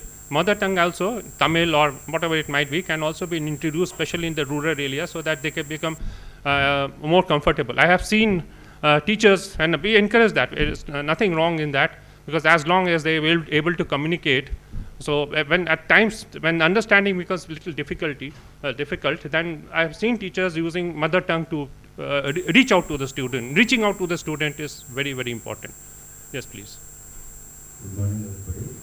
I am Venkatram Reddy from L.R.G. Naidu Junior College, Hindupur, Andhra Pradesh. I am very happy to be here with all of you. I want to share with L.R.G. Naidu Junior College, run by Sri Ranganayaki Ammal Service Motive Trust, and started in the year 2004. 20 years L.R.G. Naidu Junior College. Produced a good number of students, came from very poor background, rural students. Recently, Mr. Gunshekar got national level JE ranks from very rural background, Weavers family. What our Francis sir said, give importance to the students and ask them what they are required. We never use any kind of special materials or any kind of busy technologies, recently only just introduced. But maximum focus on academic books, NCERT books. The main part, what are the things they are in JEE and NEET. Only from the textual background only they prepare. There is no more than that any particular level of learning. Just we recently introduced pair learning and group learning. What is important for them, what is required, they themselves, they give some information to me.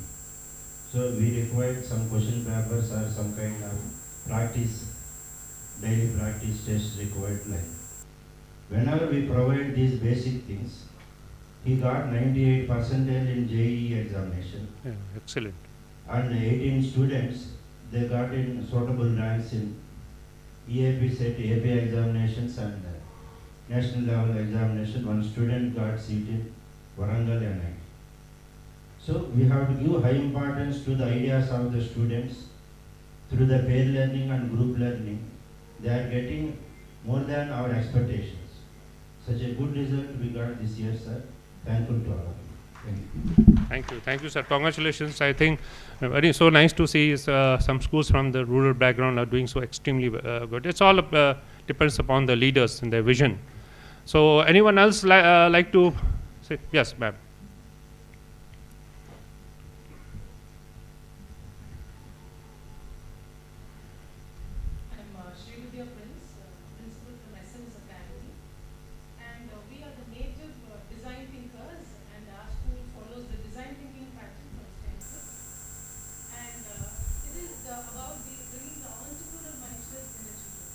Yeah, correct. So that is the concept, and here it is like based on the problem-solving solutions where the children focus on.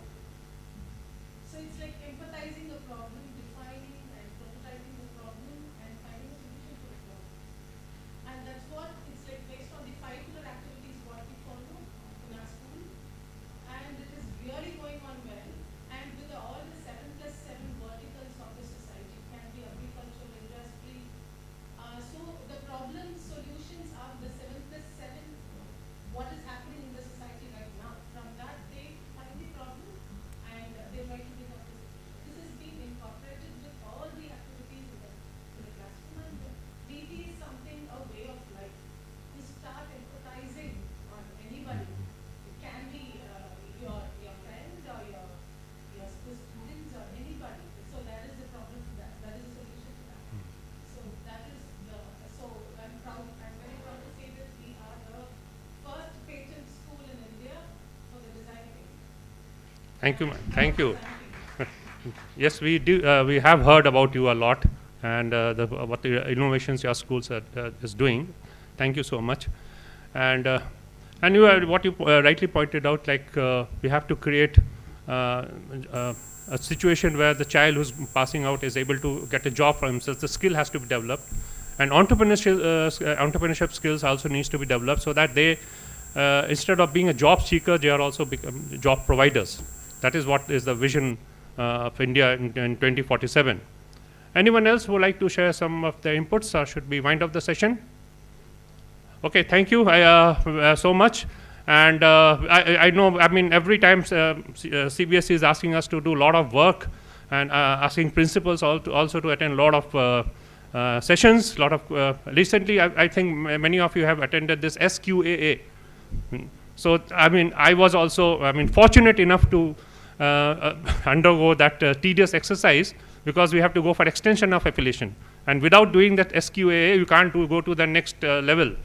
And when I just opened it, thinking very casually, I saw that more than 1,000 questions were there. So it took more than 10 days time for us to go through it, understand most of the thing, and but at least 10 days hard work was required in order to us to go through, read, and understand what is that they are asking for. And we realized that we are lagging behind those. Our institution is supposed to be among a good school.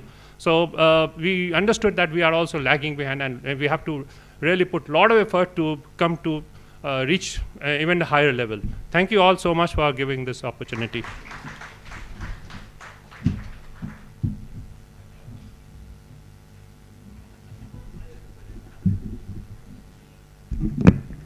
Thank you so much, sir. And everyone should give a very good applause for sir for making this session very good, interesting session, sir, it was.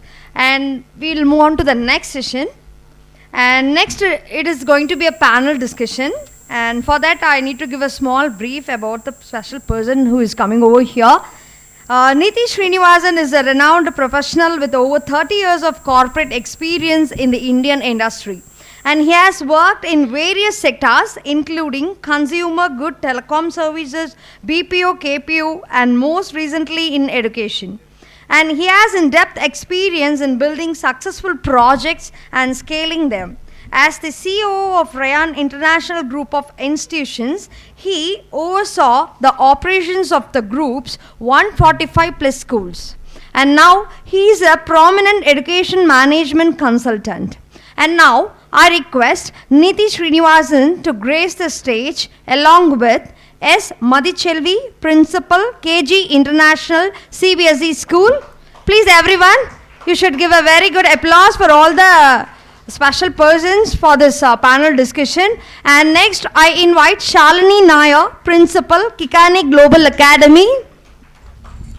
And I invite Premalata, Academic Advisor, SKV Educational Institution.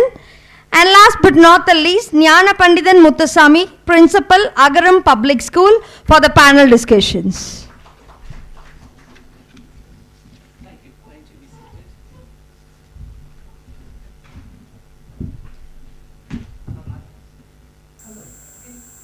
All right. Good morning, everyone. We're still 19 minutes short of before I start, I'd like to ask a question to everybody present out here. How many of you have heard of a program called Mid-Journey? Mid-Journey, okay. How many of you have heard of ChatGPT? Okay, almost everyone. How many of you have used ChatGPT? Okay, some of you have used it. If you were to ask these same questions in your classroom, I'm guessing even from grade 5 or 6 onwards, almost everybody is going to shoot their hand up.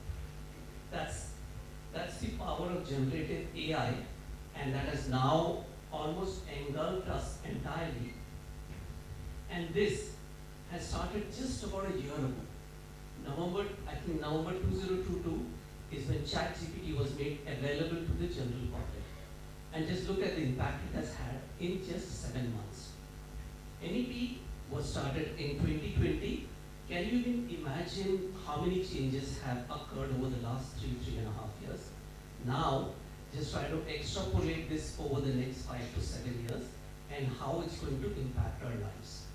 And therefore, how it's going to impact our teaching learning processes and how we need to be prepared for that.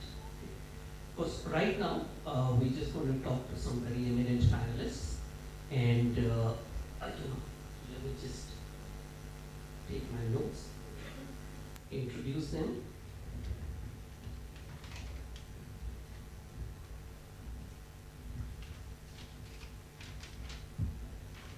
Yes, okay. Sorry, age. I'm going to use my glasses.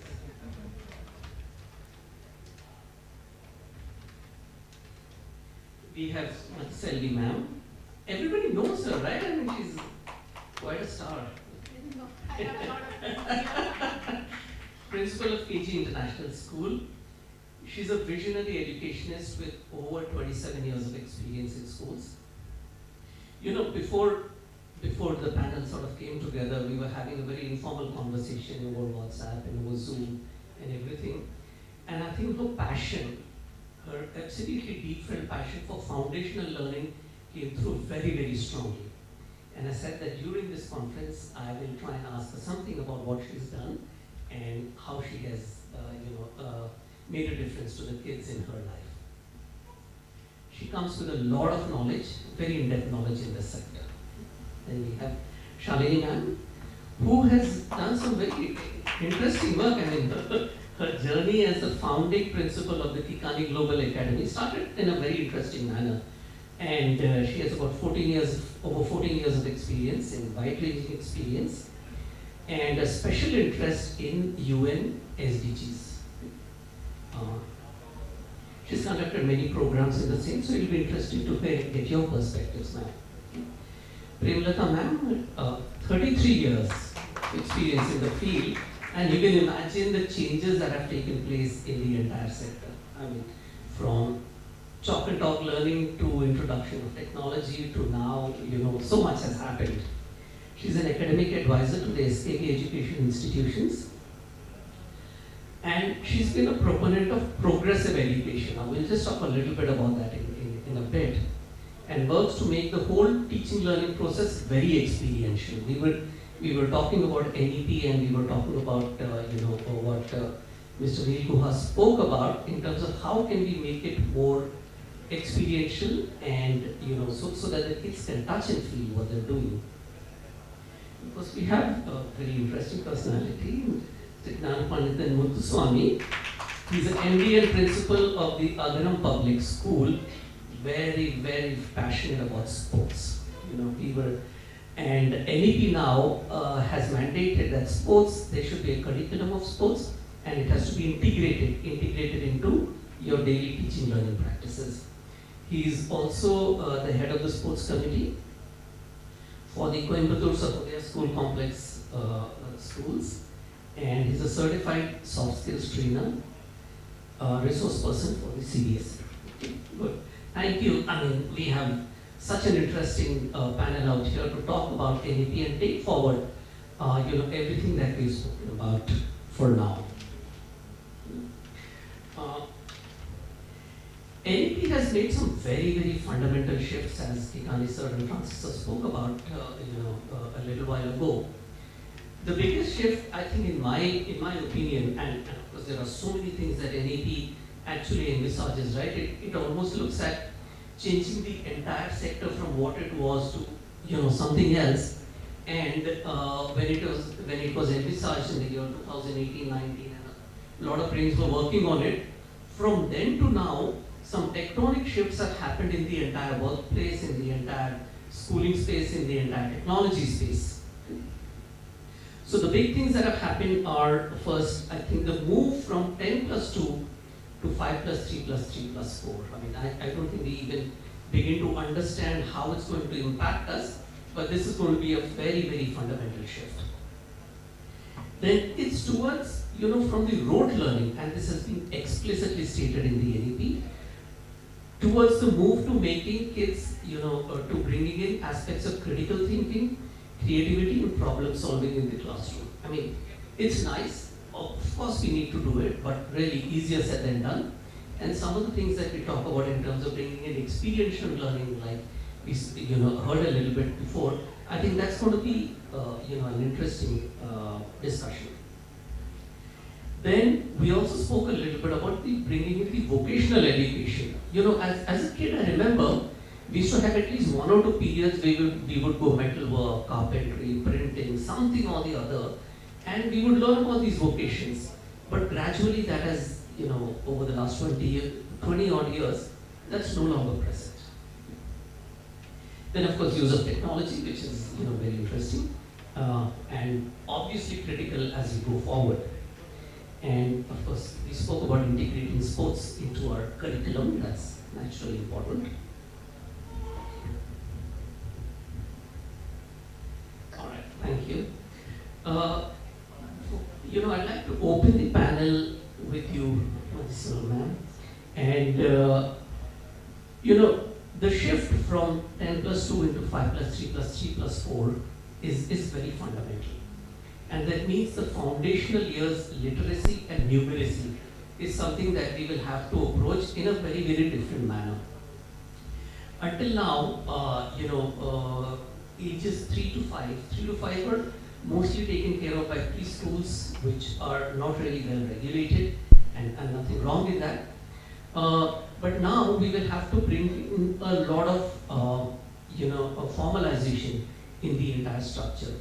Now you have done an immense amount of work in the foundation years literacy within your schools as well as otherwise. So two questions I want to ask you. Number one, what all have you been doing in this area? And second is, how do you think this mandate of NEP of formalizing the foundational years literacy programs, how can schools work on it?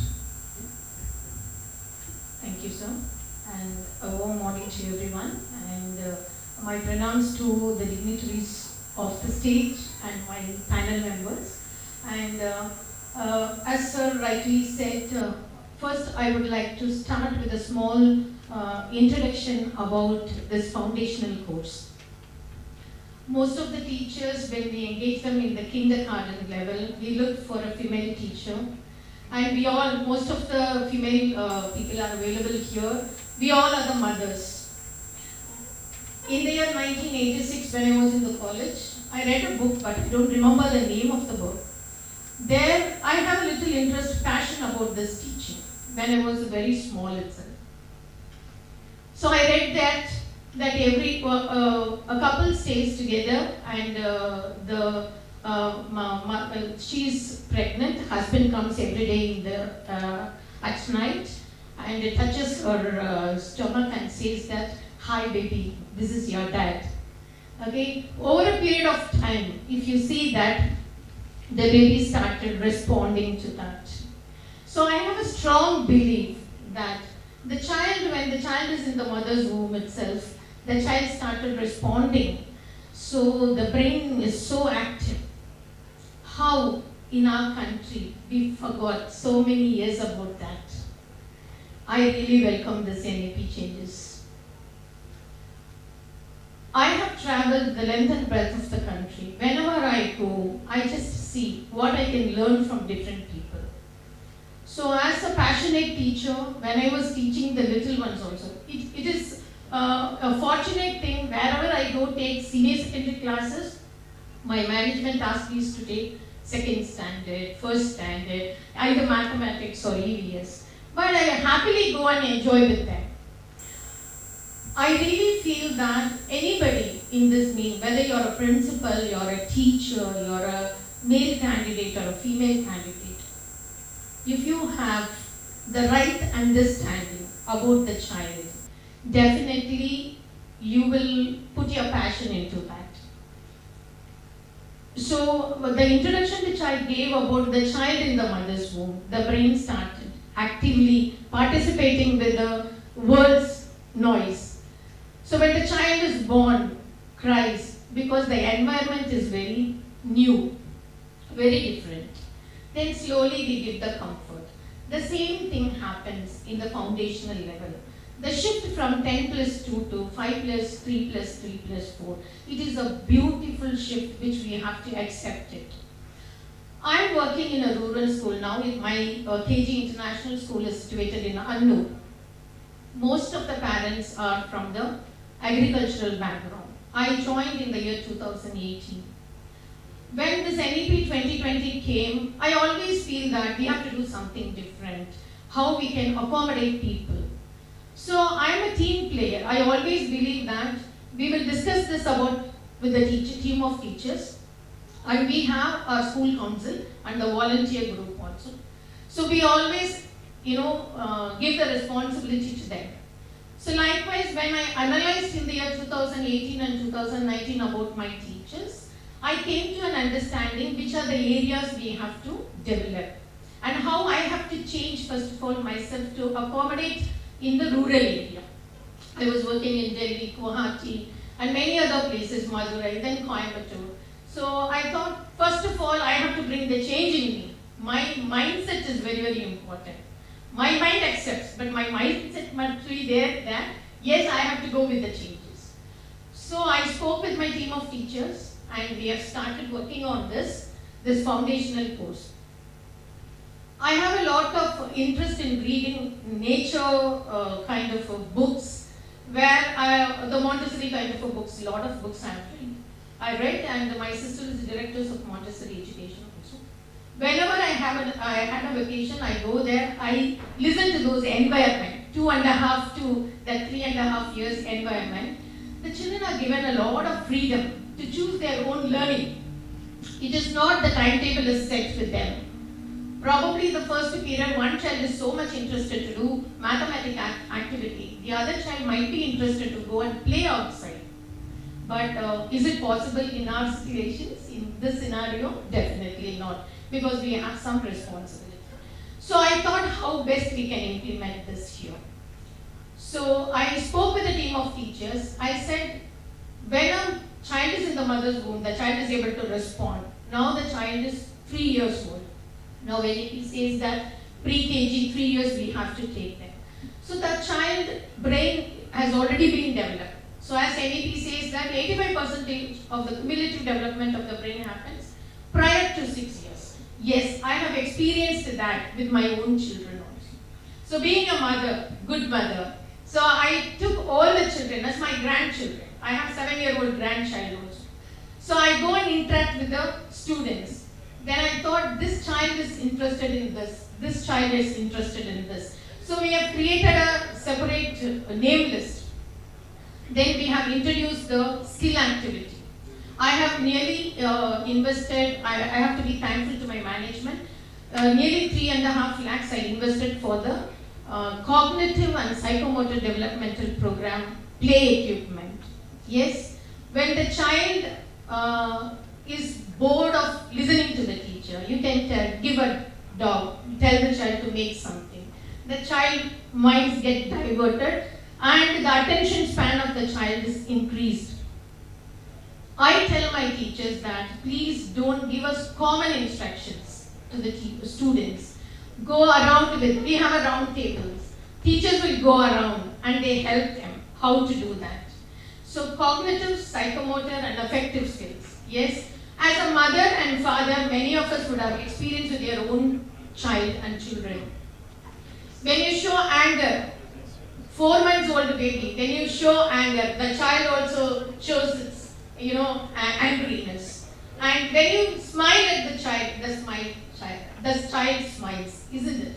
So that is the reflection. So I applied the same with my team of teachers. And first, the teaching learning process is very, very difficult. Making every teacher to understand, bring them to that pitch and implement things. And being in a rural area, I first thought, whatever we implement, we must talk to the parents first. So I called the parents of pre-KG to, we call it as junior KG and senior KG, in a different sessions. And we have shown some of the activity, we enacted to the parents, and we used the language where the layman can understand it. It is not, I speak a very good English that nobody understands and the purpose is zero. Yes? So I always tell my teachers that whenever we are addressing somebody, don't be speaking in a stylish manner. Keep it in your mind that even the layman can understand. That is our vision. So this is how we started working. Initially, it was very, very difficult to make the parents to understand about that. Later, when we demonstrated things, this is what is going to be done. And I have created a color code for all the children. When we do this gross motor activity and fine motor activity, different color code is being given. The child is progressing, the child is excellent, the child needs support. This is what the different categories I fixed it, and the color code is being given. When it was printed and given to the parents, they were very happy. Wow, something different is happening in this campus. So this is how I started to reach the parents first of all. Then now they have a strong belief that this Amma will do something. Because it's a rural area, they call it as Principal Amma only. So they say this person will do something. When we show the progress with the children also, when they develop, when they talk about it, we have a public speaking for junior KG. Yesterday we had a fancy dress competition about water conservation. Yes, they came and they spoke. I tell the parents, when you are here, please don't gauge your child that that person has spoken well. You must understand where your child stands, what support you need from the school, and what support you have to provide from your home side. This is what you have to do it. This is how the foundational course I have taken very seriously, discussed with the parents, make my teachers to understand, and involvement of the principal is, it should be amazing. The principal must not sit in his or her cabin. Whenever you implement something, you must be with the team of teachers and with the students. I really did that. Thank you, sir. So, I was able to understand what is happening in the classes, what needs to be done, how I have to support my teachers, how I have to support my parents. In this fashion, we have taken it, and really my team of teachers are doing amazing job. And whenever the parents-teachers meeting, when the parents come, they feel that they want to really tell. I always tell that we will prescribe you, we will not suggest you. We will prescribe what you have to do it. The child is so naughty, he doesn't listen to me, ma'am. You have to only. I said give black chenna and white chenna, only 20-20 or 10-10 in numbers. Tell the child to sort it out. The child will sit quietly and sort it out. Whenever you are taking your children somewhere else, I just give the prescription like this. You pack a backpack for your child. You go enjoy your wedding, enjoy your party. The child doesn't like that because the age differs a lot. So you create a backpack and create a space for a child. You give your child that comfort. Mama comes after half an hour, you can play. When you come back, you can see 10 children sitting together and playing. Very interesting. Yeah, very interesting. So, a few things that thank you. A few things that I gathered from what you said. And one thing that, of course, all of us are aware of is that the brain development, I think about 80 to 90% of it is done by the time the child is 5 or 6 years old. So that's some sort of a golden period for us to work on the child, right? Now, you spoke about a few strategies that you used, and you're also working in a school which is rural, so they're probably first generation learners. So you have to bring the stakeholders into the school and explain to them what you're doing so that they become part of the whole constructive process for the child. Okay. The question, the follow-up question really is, you have almost 25 years of experience, have done this, you have a passion for this and everything, and that comes in a sense inborn, right? You want to do it, you love doing it, so you do it.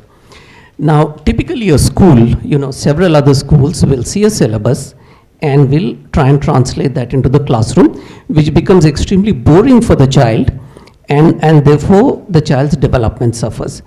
Can you tell us one or two strategies that schools can use to make teaching learning process interesting in the classrooms for really, really young kids who are, who really don't have such a wide attention span? So, 10 seconds, 20 seconds, 1 minute maybe. So what are some other things that you were able to do in that? I try my level best. See, when we started this session, we had one ice-breaking session. Yes, you gauge the attention span of all of us. We were not able to repeat what has been told for us to do it. So So think about the little children. They have a lot of brain. They want to do this, that, everything. So what I feel is, what I suggest from my side, really the teachers must hold on the patience. Yes. Hold on the patience.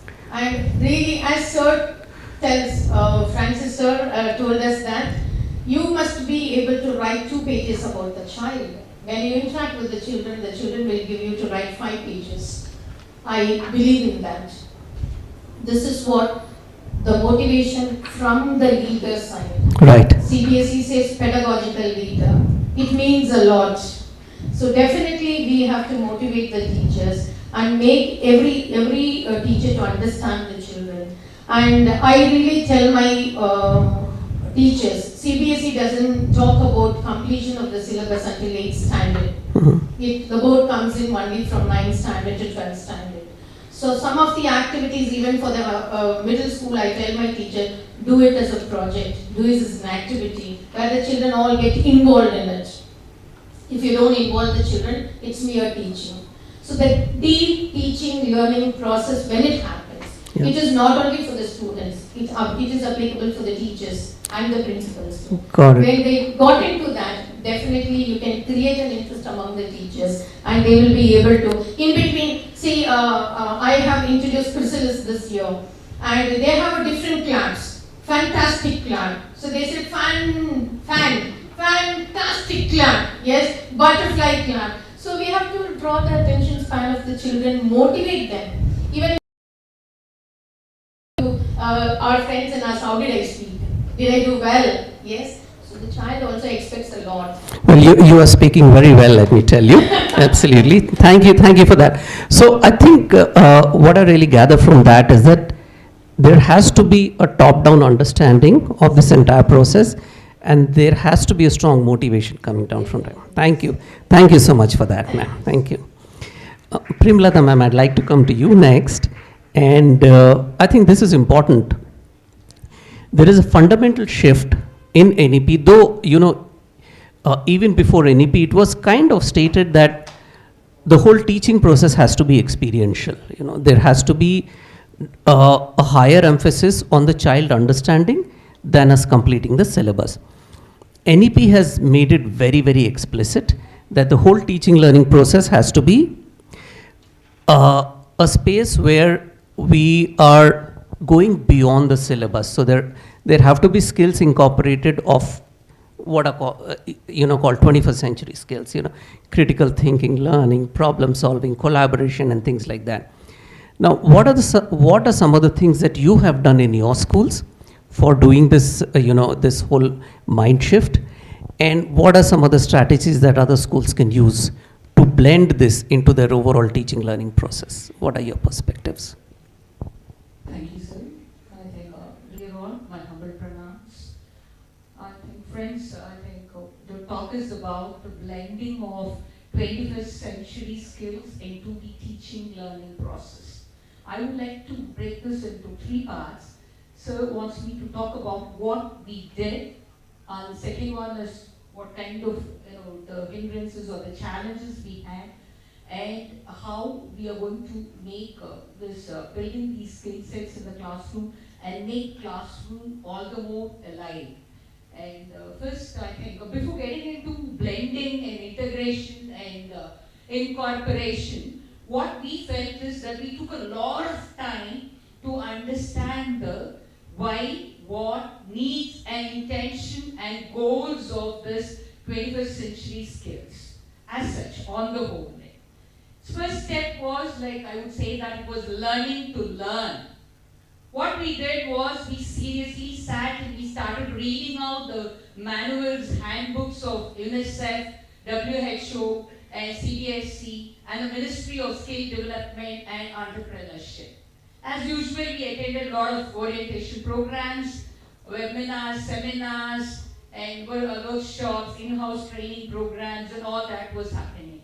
And there were a lot of brainstorming, deliberations, and discussions. We somehow got the preface fixed. And what we did is we listed out the questions and we got the answers right. I think first one is, so we went on to just talk about like what exactly is this 21st century skills. We got the answer as the 21st century skills are the broad skill sets, the capabilities, the values, knowledge, skills, ability, these are the essentials which help us to face the 21st century challenges, and it's all matters for the holistic development so that the child would be able to contribute to the progress and development of the society, nation and world at large. Then the second question which we took was the need for 21st century skills. Then the OECD goes on to explain the needs for the 21st century skills.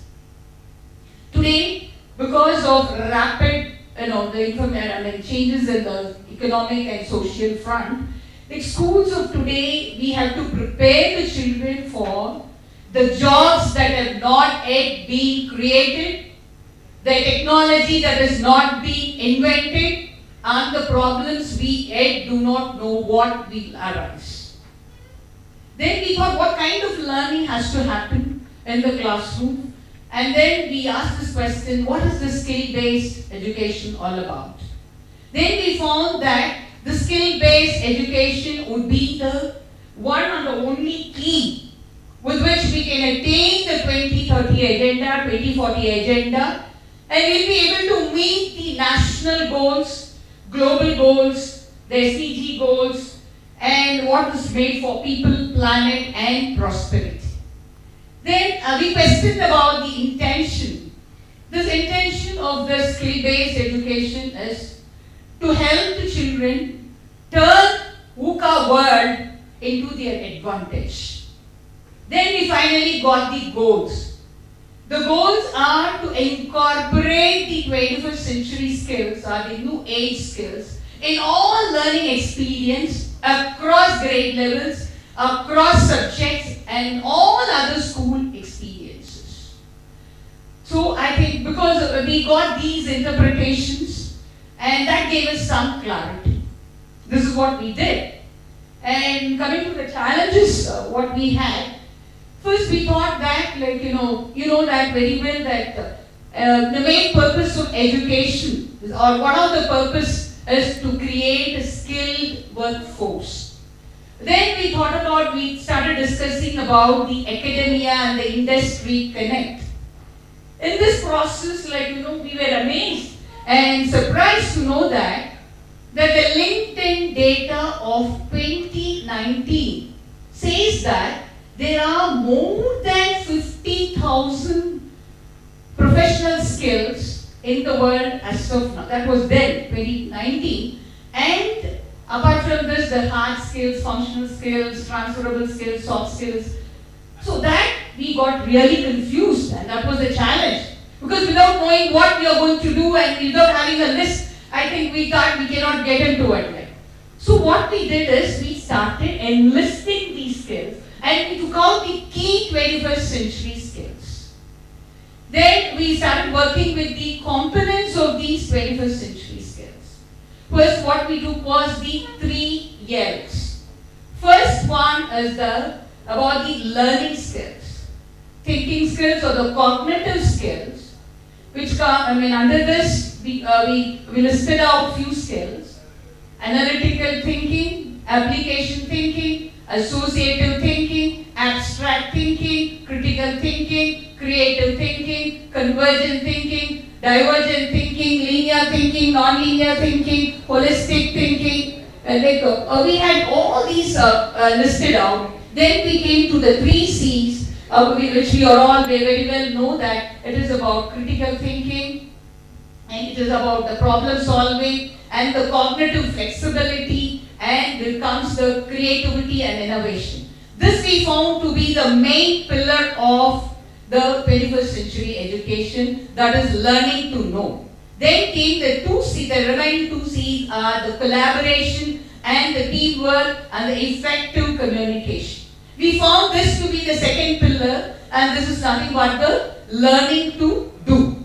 The second year we found that it is all about the literacy skills, information literacy, media literacy, digital literacy, business literacy, financial literacy, and to entrepreneurial literacy. We had all those listed out. And then we found that that is learning to learn. And these are the tools for working. The third one was the life skills or the human skills or the people skills, personal skills, and all about the, in general, all about digital citizenship, global citizenship, so on and so forth. Okay. Premlata ma'am, if I can just interject out here, because I can see the width and depth of work that has gone into it, right? And I think your institution is very fortunate to have somebody who has done this amount of research. A question that comes to my mind is, most of the schools which are present out here are, they have at least some level of this ability and the resources for them to, tackle this question. Are there any strategies that you have or which you could talk about? What about the millions of schools where they don't have these resources, either the exposure, but like Kikani sir said, we're a nation of 1.4 billion people, right? And everybody has to be taken along. To a very large extent, the schools which are present out here are elite, not elite in the sense of what we, the kind of kids that come, but the fact that we probably represent the top 1 or 2% of the entire schools population in the country. Are there 1 or 2 strategies that you could think of which will help us tackle this at a much, much lower level where schools and teachers don't have these resources? Just your thoughts on that. I know it's a very difficult question, but just some of your thoughts on that. So I think, as Joseph pointed out, before even NEP could set in, I think all these things are happening and were happening at different levels in different schools. I think it is happening, but probably that is not being brought out. So what I feel is the resource, basic are the human resources, that the teachers are resourceful, and I think any teacher, maybe irrespective of the background, whether it is a rural or urban, I think, or Tier 1 or Tier 2, I think teachers have this basic knowledge and it is inborn in our Indian system, and we've been doing all these things and which was not taught in a very broader sense. Okay, so what I understand is it exists. Yeah, it may not exist in the form that we define it, but it does exist. Yes. Lovely. Thank you. Thank you so much for that. Wonderful. Okay. And I think you have done an immense amount of work trying to pick out the elements of the entire 21st century skills. So kudos to you. Thank you. Ma'am, I'd like to come to you. You have, when we were speaking the other day, I was just so impressed with what you have done, Shalini ma'am. For those of you who don't know, the Kikani Global Academy was launched during the COVID time. Okay, there couldn't be anything, more challenging than that. So here you are, you're starting a school, COVID is declared, you can't do anything. So you are forced to transition into an online methodology from day one. So you haven't probably seen your children, you haven't called them to the school, you haven't had the assemblies, haven't had interactions with the teachers, but you've done that successfully. Okay, so I think that's fantastic. Great work there. So first, what were the challenges you faced and how you overcame them? Because something important follows from there, which is there is an immense amount of focus which NEP places on technology, and what are 1 or 2 things that the schools could do to leverage technology? So, thank you. Thank you so much for that. And happy noon. I know all of you must be tired sitting there, listening to everybody. But yeah, I think Mr. Tushar is here and very rightly knows how we started the school. Actually, I'll tell you the story. When Kikani actually started the school, the infrastructure was there. We bought the land and they started laying the foundation stone. And slowly just had the base, COVID stuck in. So construction was stopped. And then we had 18 students who enrolled. So 2020 December, we had a discussion. He was not ready to open the school. And by May, when we saw that we had parents trusting us and enroll in the school which is calamity in a school, whenever there is a rush to finish the portions or when the exams are nearing, is a physical education. Let us not forget that for centuries, as human beings, we were always on a move. We were moving in search of food. We were moving for a settlement. There was always a threat for us, and we have been wired to move. Unfortunately, in the last couple of centuries, we have somewhere confined ourselves.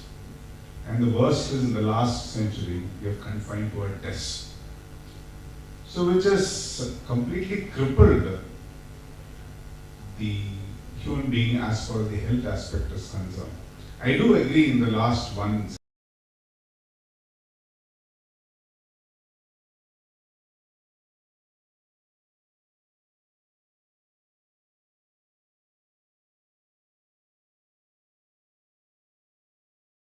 And it has got the flip side also. The flip side is, at least when the affordability was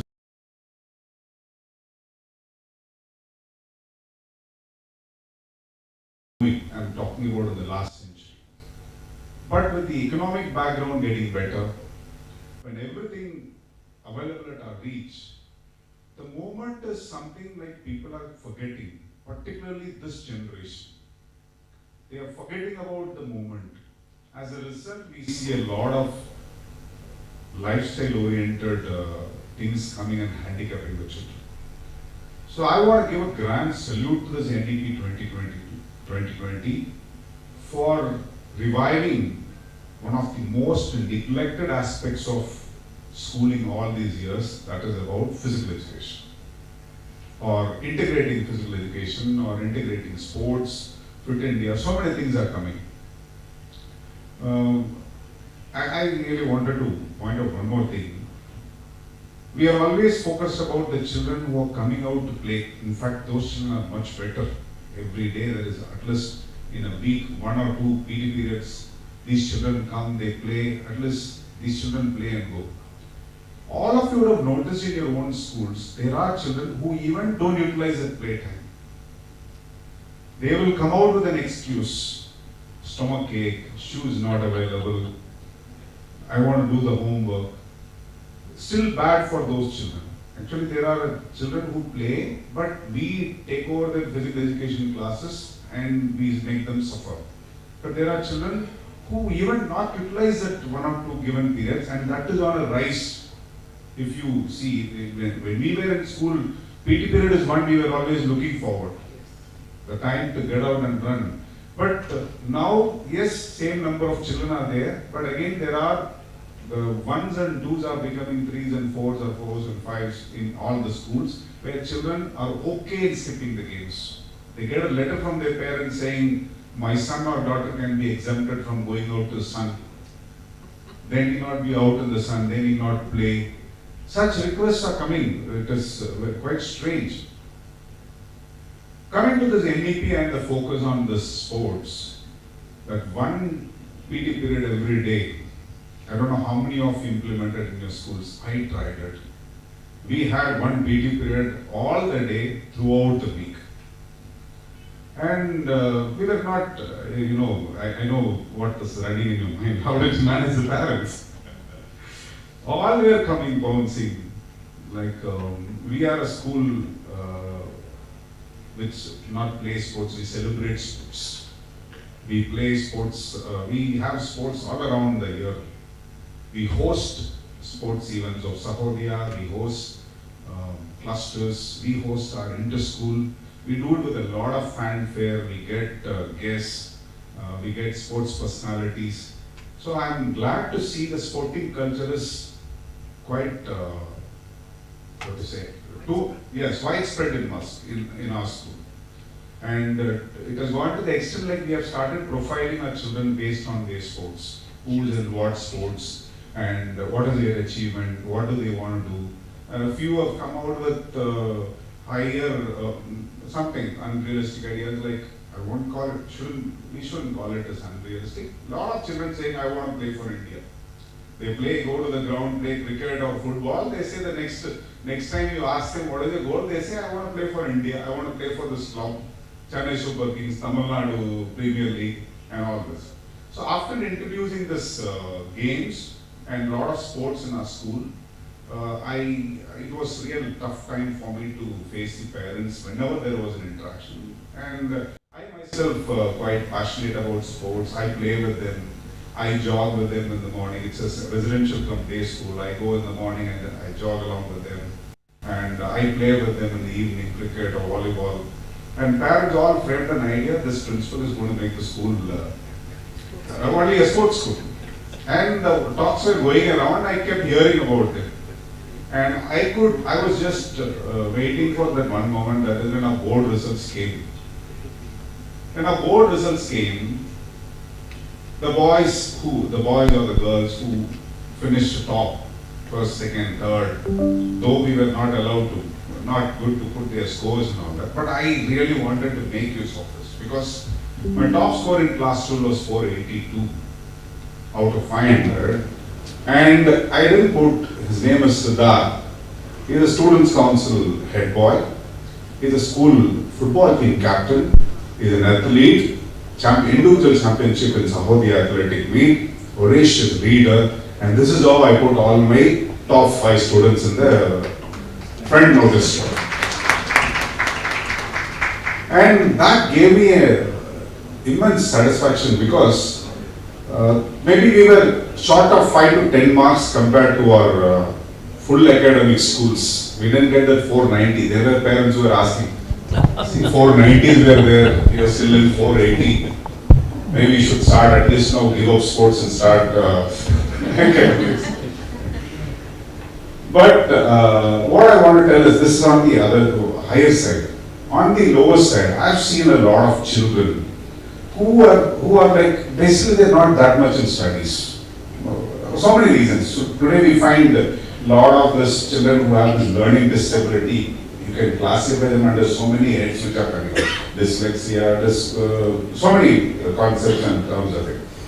So some of these children, basically when you don't study and when parents are called to the meeting, you tell about them, they are not up to the mark, they start shrinking themselves. They become small and small in their own eyes. You know, when sports is so widespread in our school, these children got some little opportunities. And in that they started doing well.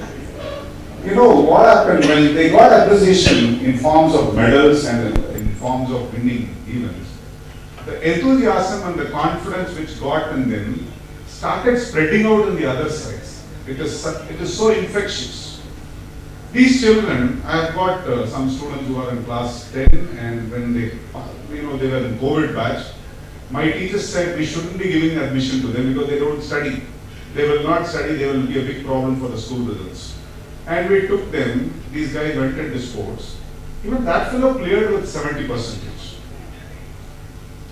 So, I feel it is an era for sports in the school. Excellent, excellent, I think. And you've proved it. You're not just talking about it, but you actually proved it. A few things that came out from what you said. Sports or physical education is critical because it can transition a kid from I can't to I can. And that can influence everything else that the kid is actually doing. A few other things. The sports ecosystem in the country is evolving. It's very dynamic and it's developing at an extremely fast pace.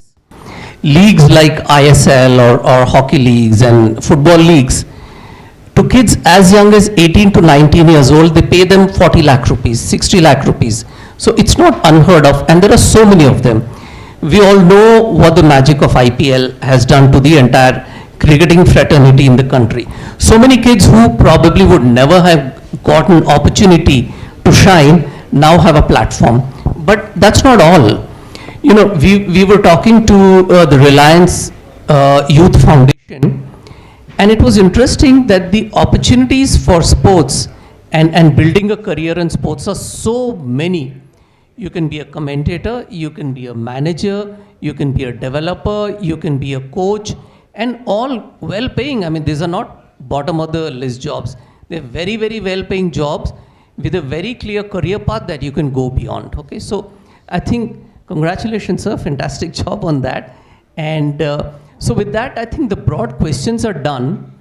I'd really like to open up to the audience right now if you have any questions. Now, the fact of the matter is, like we already said, NEP is extremely wide, NEP is extremely diverse, and we covered just a little bit of it to give you guys a flavor. But if you guys have any questions, either to me or to the panelists, please feel free. And if somebody can pass a mic around if needed. Of course, lunch is close by, we understand. And yes, please. Mr. Neil Guha, if you can just pass a mic around to him.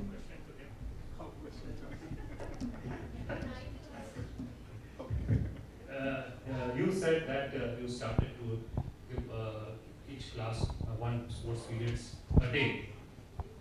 Why did you stop it? No, I didn't stop it. Still continuing? Yeah, still continuing.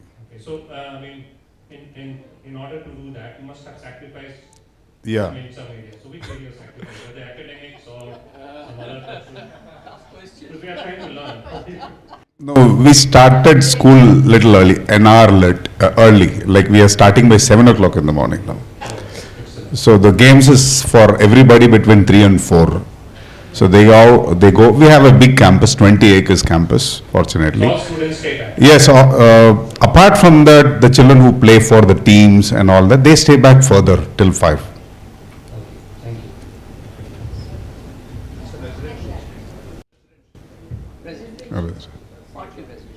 You told every day one sports. My question is whether for all the classes or particular classes? No, not every day one sports. Every day sports was available. We focus on cricket, football, volleyball, athletics and tennis. These are the games that is available in our campus. So for the primary, we allowed them to just move. We scheduled it in such a way that they move from one sports to another sport just to have a feel of all the sports. That was still the first term end or even little more than that. Then later we noticed a few children, they have that knack of playing a few games on their own. So we gave them a choice of picking and a few of them stayed and a few are still continuing. They're rolling around. They were waiting, when will my turn come? When will I go for cricket after this? So this happens with primary. When it comes to 6, 7, 8, children are little smart. They say we want to play this game. We want to play for the school team. We want to represent clusters, go to CBSE nationals. This kind of things they built. It won't hamper your academics. I really didn't see a big block in my academics, right? That's really great. Thank you.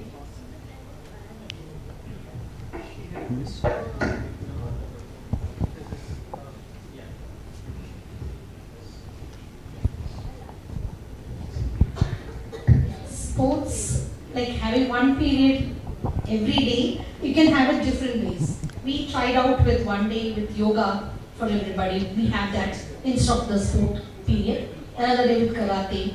Then definitely 2 days with sports, eventually only sports. So all this we can do and the physical development can happen.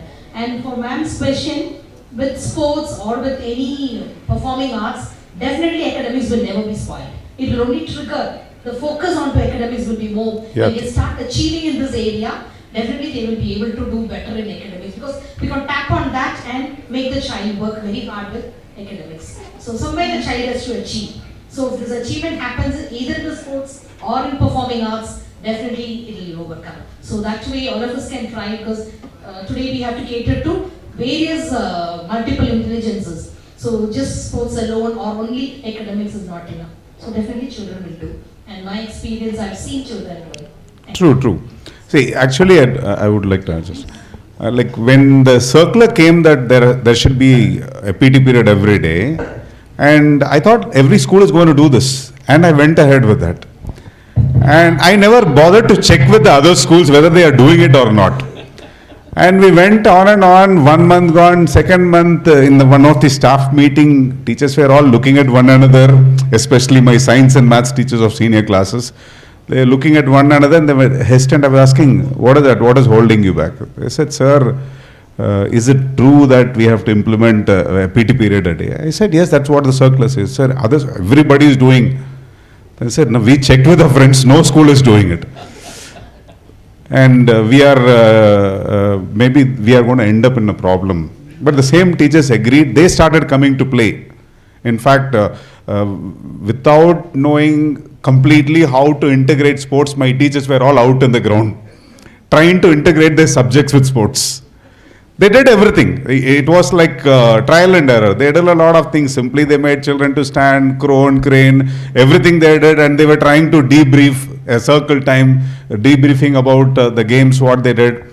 I would say it was as imperfect as possible in the beginning. It was chaotic, the whole school on the ground, and each teacher trying to become a coach and trying to connect with their concept. But slowly it evolved with a lot of other tools that they got access to. Now they have understood the value of integrating sports and how interesting it can be. I just wanted to add, see, the spirit of NEP is this, right? The moment I start thinking that if I introduce sports, are you suffering from academics, then that's a problem. That's not the mindset which NEP wants. The mindset has to be how do we integrate everything, right? And what you've done, right? If I start thinking that something is going to benefit and something is going to be lost, I think that's not the spirit of NEP. We have to challenge ourselves. You never be comfortable, keep challenging every day. And yes, parents will come. That is when you implement in true spirit and NEP, you will get not only challenges from your community, you will get from parents, teachers, everyone. But that's the spirit, that's the confidence. So I really give you more power. I'll give you really more power. And I think many schools should applaud his effort in trying to live the spirit of NEP, of balancing, right? Academics and sports. It's not easy. Oh no, it's not easy. I agree. But you will gain from it. Absolutely. Absolutely. So wonderful. I think the fabulous closing comments. Thank you, Francis. And I guess we're done. Okay, we'll just close it. Yes. Okay. Last question, please. It's not a question, it's a request. Sure. I'm an odd man out here. My son now is at around 25 years old. He has started a company. He's an IB educator, qualified IB educator. His purpose or objective is to take that kind of maybe the standard to the other side of the maybe bottom of the pyramid, to Anganwadis and state board schools. We are almost 1.5 years old. It is going very well. Our program is called Adopt, Empower, Transform Schools or Anganwadis, where we bring in society inside, donors or maybe CSR funders inside, and we also ensure that we are empowering the entire ecosystem, students, parents, teachers, and transform also. Okay, So, I think I understand. 1 minute. Sure. Now, definitely we want, I wanted to learn lot many things from here. Yes, there are a lot of things are there. We will be approaching, everyone. We seek your support also to take this to. Yeah. So my suggestion is, I mean, over lunch you can in fact, interact informally with all of us, and anybody doing anything for the education sector is someone to be applauded, and thank you for that. So with that, I'd like to thank my lovely panelists, and thank you for all your inputs, for your time, and I'm sure all of us gained a lot from that, and all strength to you guys. Thank you so much. Thank you.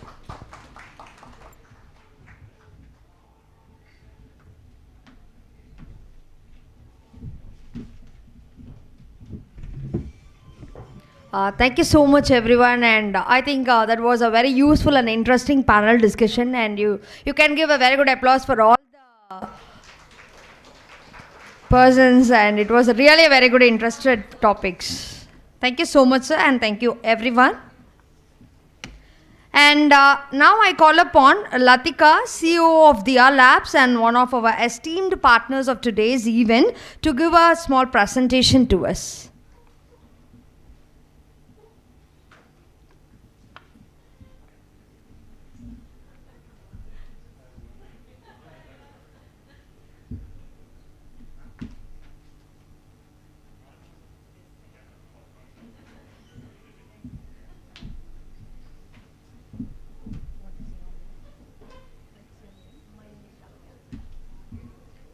I can use the table, right?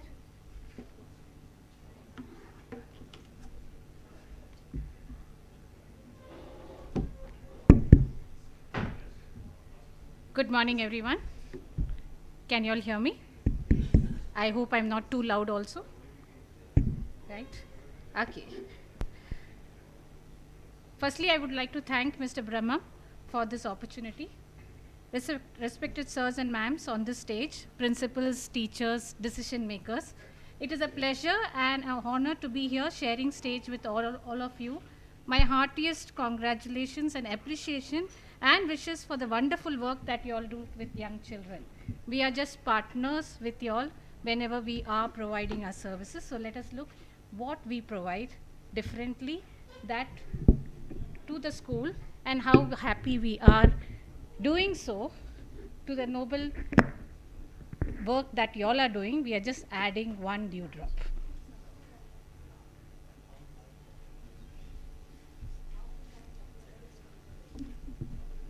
So Diya started, till the presentation comes, I'll just introduce Diya.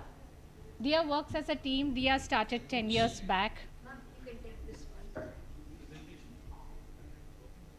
It's too. Yeah. It's on. On, huh? Yeah. No, I'll say it's too loud. No, it's not audible. Okay. I'm sorry. Diya started around 10 years back as a small initiation with our foundation called the Reformer Inn. It was started by two engineers.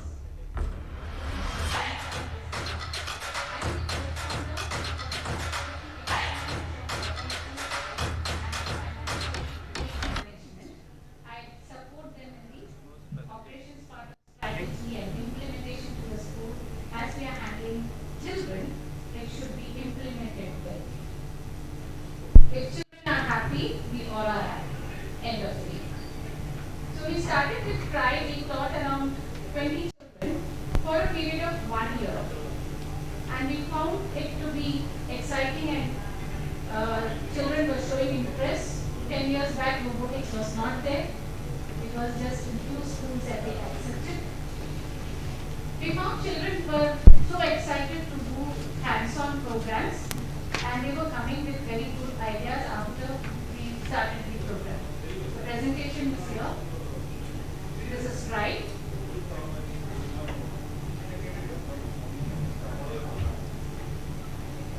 We sent them for competition after 1 year of their teaching them, and they came out with flying colors as first and second in the national competition that they attended in Delhi.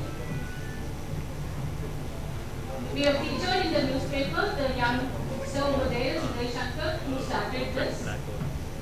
As a passion for teaching, he comes from a business background and experience and young generation that we both are. I come with 30 years of experience in finance, 30 years of experience in finance and risk management. The last tenure I was in Ministry of Finance Oman, setting up the actuarial, and so risk is connected to operations and kids are happy with our implementation. That's what I would say. As many of the speakers said, one of the schools started during pandemic, if I'm not right? We also work only in Chennai. Okay. During the pandemic, just before pandemic, we introduced our courses in Bangalore and Coimbatore and other places. We had a beautiful run to the schools by giving orientations and free workshops. And once we completed that, pandemic was out and we were thinking of what a start, a lovely start, but here it is. But the team and supported us, the school team supported us, and that's how we won the world record. How? We got into coding immediately, and we did a robotics session for 1.5 hours non-stop. The challenge given to us was to teach robotics online without stopping for giving a minute. How did we do it? We had a mentor from Australia and a mentor from India who coordinated well, and we had 4,000 children logged in at all times. The other challenge was 2,500. There should, at any point of time, the strength of the children cannot be less than 2,500. And as you teachers know, it is very difficult to engage children for 1.5 hours. We did it with a lot of pause and heartbreak that we will be able to do it, but it wouldn't have been possible without the support of our schools and our children. So we have not grown to this level alone. We have come to this level with the support of the schools and children. 100 institution, proud institution, retention 100%. That is because they happiness of children. 30,000 students touched, 10 plus countries. Our second place that we are popularly known is Malaysia. So we provide industry-oriented courses, year-long curriculum programs, year-long optional after-school programs, short-term specialized programs. So it's simple to say, we customize the programs according to what the requirement of the school or strength of the students. So in some schools they have 1,000 students, but in some schools it would be only 200 students. We also cater to state board, government schools, CBSE, ICSE and IB. So there's no state specific because science everyone has to learn. It's the same thing with robotics. So is it robotics is only AI? No. We provide the courses of 10 domains. So to have said this, children need something new every year. One of us was saying that innovation, right, is something that children look into. More creative ideas, critical thinking, all that is part of these courses. So we provide them artificial intelligence, Android app development, 3D modeling, AR, VR, animation game design. So by saying this, every year we upgrade the course and it's not the same courses or same syllabus that is continued. So there's a variety that we give children so that they show no interest. And in 1985, when we were in schools, computer used to be a hobby class. Right? By 1992, by the time we graduated or so, even for a bank job, we had to know computer magic. That is the era that we are with robotics and AI. So by teaching these basics to children, not only they become better innovators, also in the 9th or the 10th standard, they'll be able to think, should I go in engineering? Or should I take MBBS? Or can I go in additional field like 3D design or cyber security? Can I do a BCom course and a cyber security course and be in the army or the air force?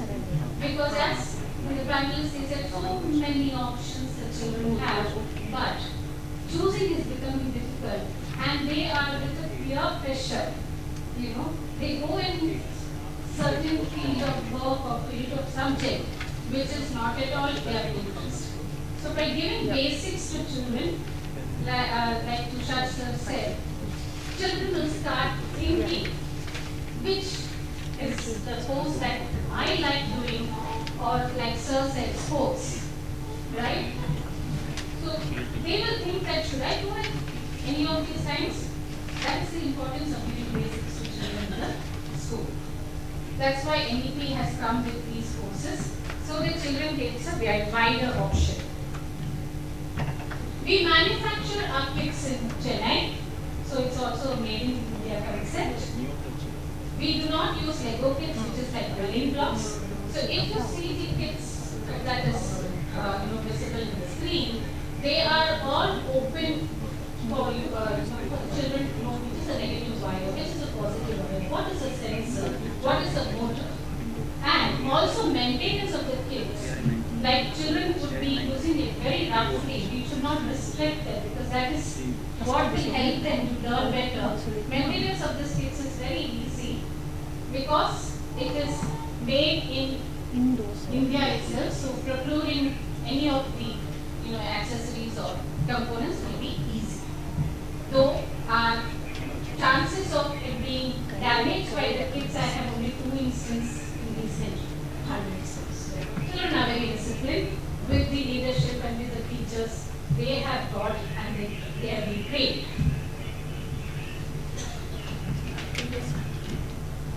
I also would like to highlight here platforms that we are using are all tested by academies abroad. We are the partners with NCC, who was partner of AppTech. Today in India, we are the only partner of NCC. So our curriculum, our platforms are tested by NCC, and then only it was donated to schools. Our curriculums are in line with NEP. Why I could say that is it is tested in the schools. Schools like NPS, schools like Vidya Sauda, Gateway International, Kamara International School, I'm just naming few of them, are all tested and agreed, retention being 100%. So it is in line with NEP in the sense, each and every subject or project that we teach, it is linked with science, maths, physics, so that what we learn in theory, they are learning in robotics in a practical way. These are our partners, academic partners and industry partners, which I said NCC. These are our labs, sample labs that we give. Some of the schools like the Ripple model. So the structure of the courses is 30% theoretical and 70% hands-on, so that the children can explore what they learn and we simulate it to real life. So if we are teaching them objection recognition, for instance, we ask the children that where you can apply. So how that is done is, after giving the theory course, we give them a real-time scenario where all it is applied. Then we teach them around 14 to 15 projects over a period of time. So when we are teaching them, we are teaching them in the form of projects.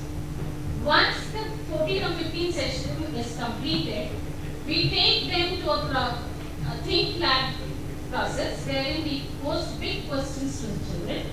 So I will ask them, if you are going to an NGO and if you see an elderly person who is blind, how will you utilize this objection recognition? So they will come with ideas such as blind state, sensor state. So that gives an opportunity of children using as team. They come with ideas and brilliant project and present it to the parents. So by which the parents will know what they have learned in the end of the day. Is it an innovative course that they're learning or not? This curriculum that we have built is not built by DIA as such. It is with the feedback of you teachers, principals and management that we have come to this stage of providing customized curriculum. So we are educating and creating enterprising and enabling students to be confident. So we teach them in groups of 3 so that when they are learning, one will be intellectual, the other will be a team player, as I also heard from the panelists of collaboration, teamwork and critical thinking, and one could be a good presenter. So children unknowingly learn from each other their skills without even realizing or without even being saying, oh, you're not doing this, right? And they become good citizens of India and innovators. We give the school an implementation plan, a chart of what we will be delivering in the year. Every year it is changed and upgraded to the requirement as per the NEP and as per what the market requires. As you know, Paytm and Google Pay. How long did it take? Hardly any time. That is how technology is changing, and it is required as a tech skill in today's world for children to do better in their careers.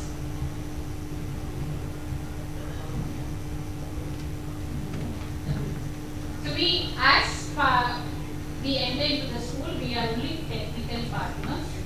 We provide the courses and as per the timetable that is set. We do not interact with parents. It is the school's forte, and we all are experts in that to explain this.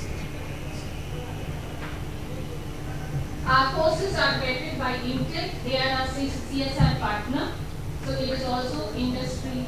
It can be applied in industry, and children when they go to colleges with the NCC certificate that we have, if they're going abroad, they get credit scores for the certificates that is provided. I'm sorry the video was not played. These are few of the labs, and where you can see children smiling. That makes us happy the most. One of our teachers and principal from one school came to me, Latika, your mentor is not telling your children to go back to their classes. They are ready to stay in the class and wait outside the class as they enjoy the robotic classes so much. So we involve the children in such a way that when they come into the classes, they are going back with some learning in every class that they are there, which will add value and innovative ideas. We also do assessments after every 6 months, and these assessments we do not give marks, as some of your principal and teachers were saying. It also taxes them when it is only marks. We give them stars and a smiley, which will then they roam around the school and very happy about it. As different success stories, our children have been seen in magazines, awarded national, and during the pandemic there was a competition of AI related projects by our own Dr. Kiran Bedi when she was a governor in Pondicherry. One of her child made a mask, AI related mask, and he won the first prize. Dr. Kiran Bedi promised him she will meet him on her way back to Delhi after retiring, and she kept her promise, met the child, encouraged him. That is our achievement. To say not only engineering colleges adapt robotic. The previous slide you would have seen girls standing with the robotic robot that they have created as receptionists to the college. This was an interest taken by these girls, and they wanted a receptionist robot, and 20 students together made this robot. So it is not that children only going in engineering background needs to know AI, robotics or ML also. It is going to be in every walk of life. As a value addition, we take children for excursion, but educational excursion. We have mentors from all over the world coming and giving orientation to children during the year program. There is a national award won by one of my child. He featured for his project. This is what I said about Dr. Kiran Bedi in Pondicherry when she was a governor. These are our advisors. So we are partnered with 10 countries. These are certain features that came in newspapers and industry academias that we found. We give consistent measured teaching process. We monitor the mentors whom we provide, teachers whom we provide to the school. We provide in 2 platforms. One is your teacher or the school teacher or our teacher, that is customized accordingly, but the delivery remains the same. Delivery process remains the same as we are giving the last slide. So overall, we are with the school in handholding children to be better innovators, and we create more innovative ideas from our young generation. Today we have only Sundar Pichai or few handful, but I don't say that all 100 students will, but at least we could have the number in a higher order. I thank each and everyone present here, Srinivas sir, Tushar sir, Brahman sir. It was nice listening to all of you all. We take more ideas and we develop it further with the sports linked programs that we take our children, educational sports linked programs that we take children, along with robotic. So there's a lot of learning that we had, and do let us know if we can add value. Thank you.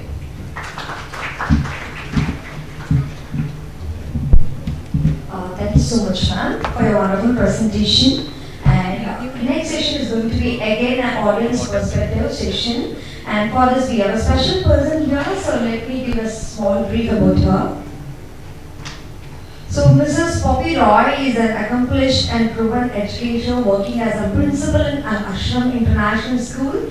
Totally 15 years of teaching experience, and she has received many reputed recognitions, Best Coordination Management Award for Guinness World Records, and Excellence in Leadership Award from Tamil Thai Academy, and Best Principal Award from International Gold Award, and Susma Swaraj Women Icon Award in 2022, and lot more.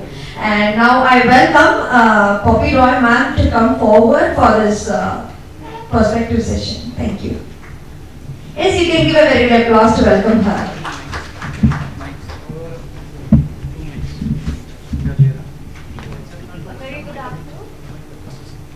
A very good afternoon to one and all.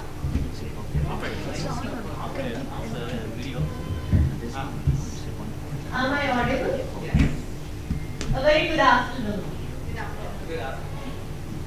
Actually, today for this session I made my mind to come to meet my few of my friends, principal friends, and have a jolly time and listen from others. Of course, I listened a lot today, and finally they asked me to speak. But really, I don't know what I'm going to speak. Actually, I listened a lot from all the prominent personalities. Few questions is there in my mind. Tushar sir is here. When I was listening to Tushar sir, he told he has a very good contact history of education. When this new NEP launched, my question was how to bring the equal potential among the students. Because in India, we have a different board system. CBSE, ICSE, IB, IGCSE, and so on. But according to me, how the education system should be, there should not be a board system. No board. In all over India, the education should be the same. There should not be a government school or private school. How many of you, I don't know whether you people will be agree with me or not, because I believe few can afford a very good school where all the amenities and resources are available, but few can't. It doesn't mean the particular child doesn't have the potential. So how to bring out the potential in an equal manner or uniformity? So Sash said this question is for you.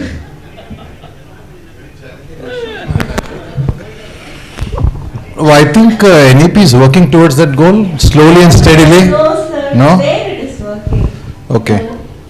I mean, this was a real challenging question, and I think it should be taken up to the ministry. You know? Yes, sir. Please. Yes. Anybody has any ideas? They can help me out. You know, because as you said, it's I don't know how many of you thought on this. Do you think really we should have a CBSE, ICSE, IGC, IB, so on and on? Yeah, we should have different. I think NEP, as sir says, it's working, and the period time roadmap is given for 20 years. And I was even told that, sorry to interrupt you, but all these things might be eliminated in the coming years. Already I should know, I'm not sure I should share here or not. Yeah, down the line. See, this is one of the roadmaps. See, all these things will not come overnight, you know. Yeah, I really... it's not possible also. Yeah, it's not, definitely not possible. Yeah. Because of the physical diversion and a lot of the differences in the cultures and all those things. But in the Western country, when we will see the education in Finland or Japan, you see the uniformity is there. And the real potential we can see over there. I think the government will not. It's different, right? Yeah, I feel there should be a variety. Education or the boards must have, instead of trying to bring everything in similar fashion. Why you want to have a different? No, like there are students are there in different fields also. For example, there might be a few career where you might require strong science, maths, which means like. But the same thing we can implement in the same particular school, right? Without having naming a CBSE, ICSE, or state. We know already that even in a classroom there is a heterogeneous population.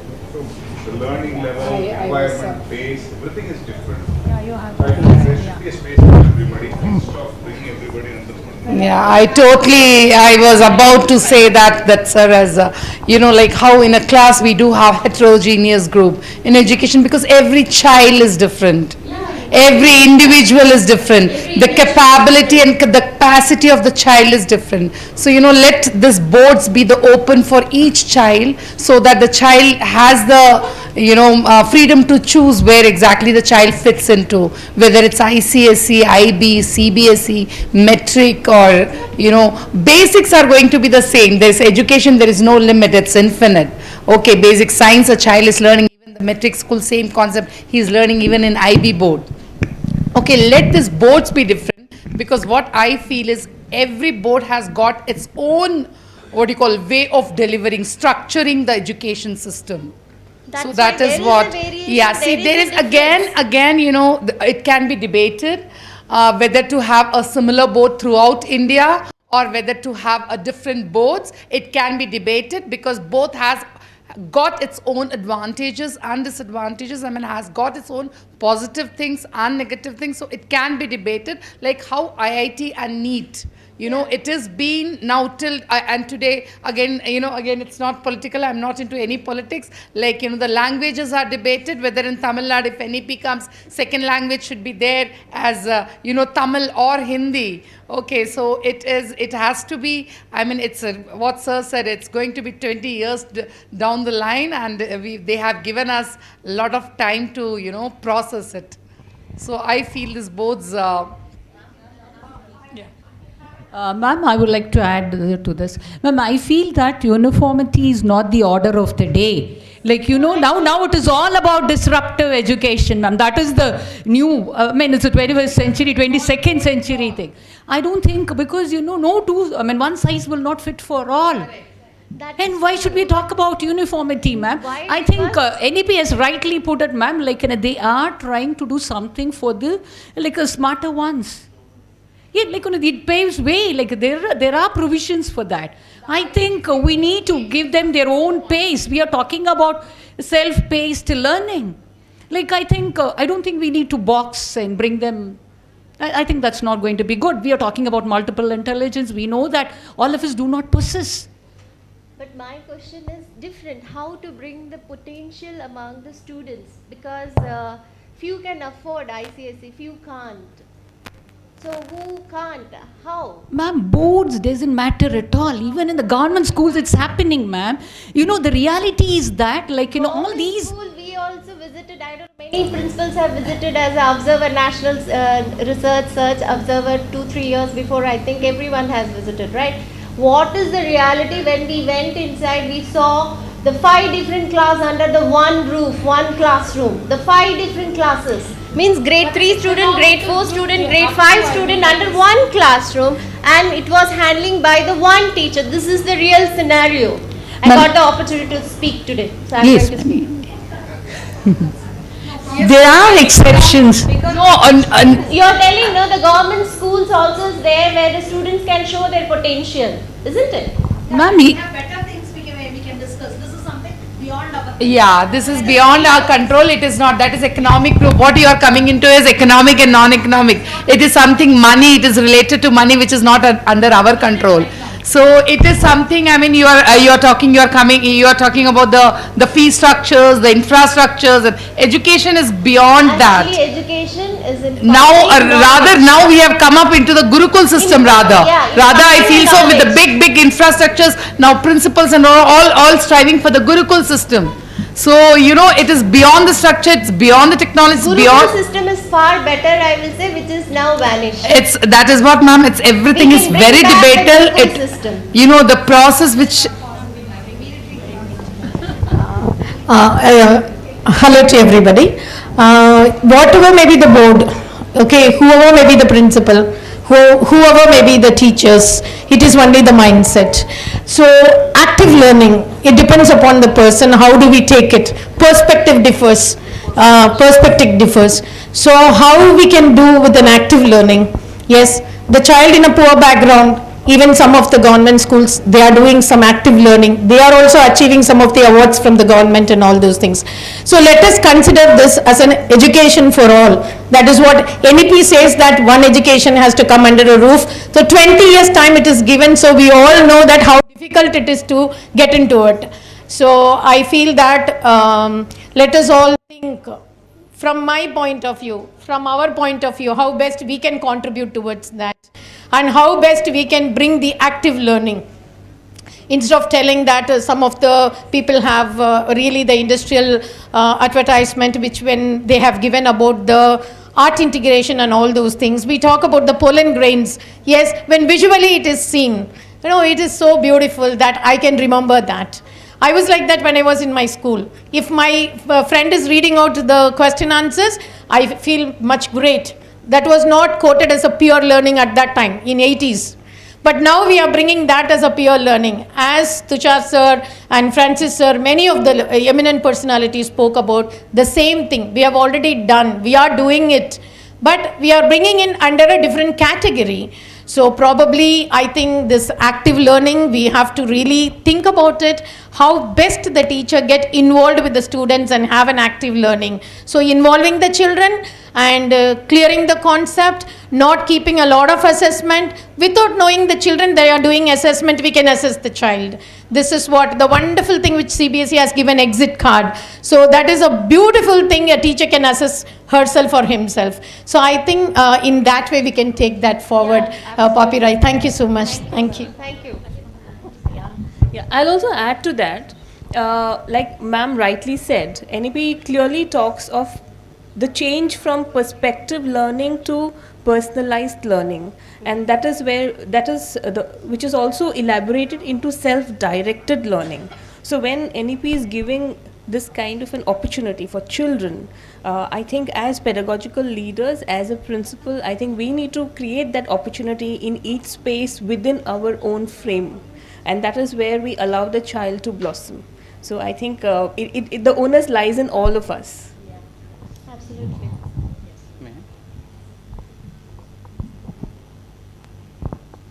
Yeah, somebody spoke about the Gurukulam system, active learning. Active learning, where the child involved himself in all kind of activities.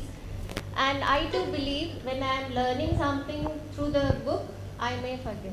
But when I am doing something, it will stay. So when we are doing with the hands-on activities, definitely it has a great impact. It has a deeper learning. And definitely we all are striving hard to implement this active learning in our school, in everyone's school. But in a classroom, there are various students and every student is different from one student to other student. One may learn through visual, one may learn through auditory and other kinesthetic and all those things is there. In that, how you will implement this active learning in your school? That was my next question. Anybody can help me to answer this.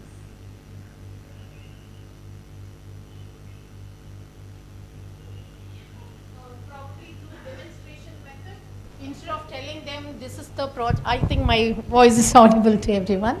Instead of telling the child that this is the project, this is an activity, you have to do it, maybe making the parents to get involved into that. What we do it in our school, I just share it with that. None of the projects and activities goes home. Everything happens in the school campus itself. So the teacher has to demonstrate. If any material is brought by the students, the teacher must also have a material with the teacher, and then you demonstrate that.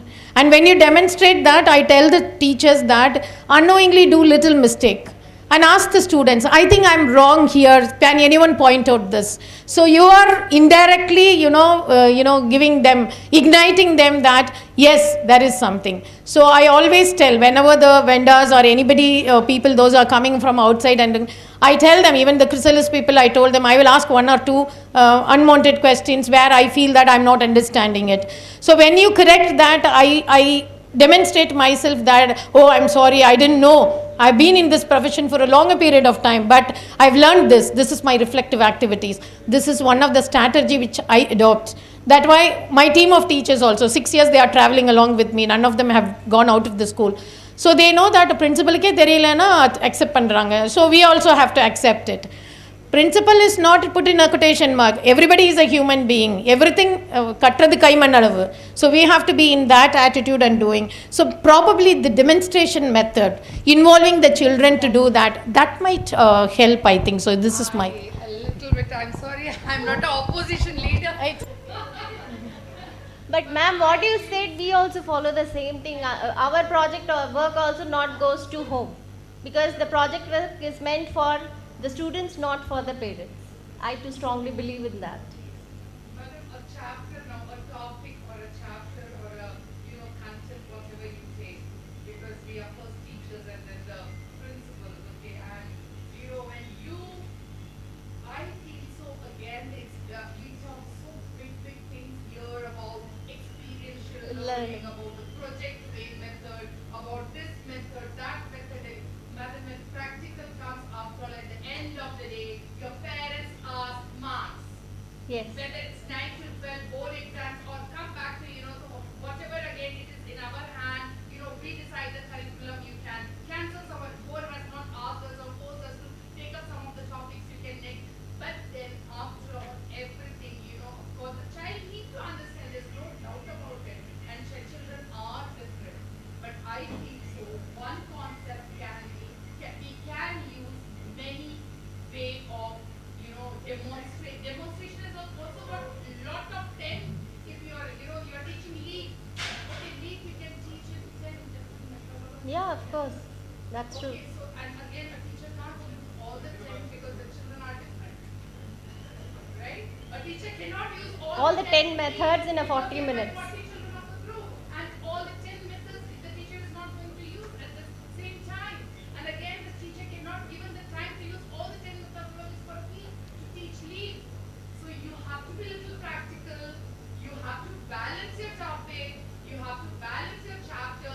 You have to involve everything. The demonstration, okay, the practical way, the deliver all the way. That is how the lesson plan plays a very important role. And again, sometimes this also happens. The teacher is writing such a big lesson plan going to the class. It's just the opposite. Because Mismatch. Lesson plan is only for Mismatch. okay, so these things are there. So you have to, that is what a topic or a lesson to deliver. That there are so many methods and methodologies after you have to use, and you have to see that your children understand the concept. All the 40 children, they learn something, whatever you are delivering. It can be any methods, any structure, any way you want to deliver. Rightly said. Yeah, madam. Yes, one of the lesson plan are there again. I'll tell you, when a teacher talk and TTP is less, you can definitely go with all the activities what she is like, was quoting it, and the lesson plan should be in the, it is a digitalized thing, right? It should, the lesson plan should be kept over in the document, you use it, and you put all your links there, you already use a link, click that, it goes there. So how can a lesson plan go? Like, you have the 45 minutes class have to be like structured for 10 minutes, 15 minutes, not more than 20 minutes.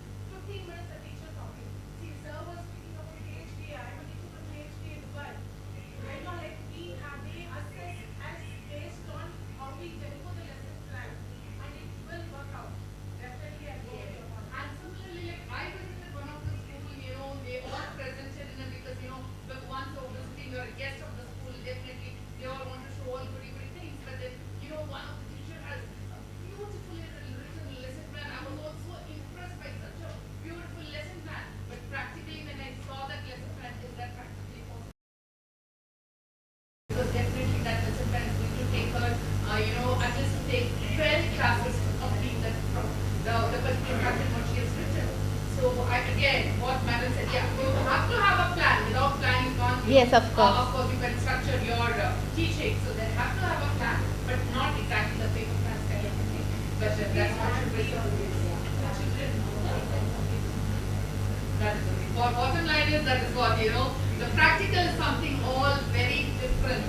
What all we speak, what all we do, even it is not again opposition of the the people who spoke, but then definitely I want to visit a model school where they have some certain USPs, and even we would like to see that USP, and exactly we want to follow in our school. Definitely we are all into looking forward to it.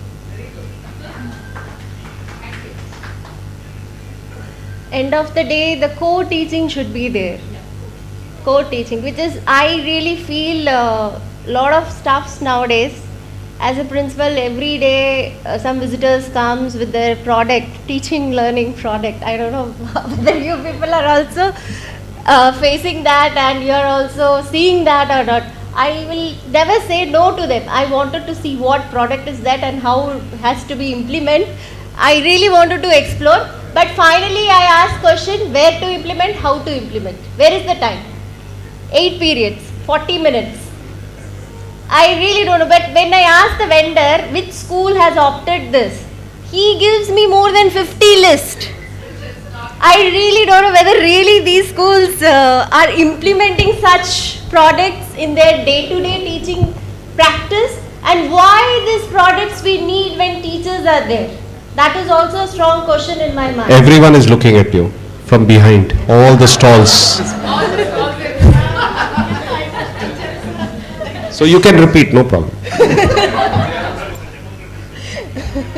I really think, then what is the work or what is the role of the teacher?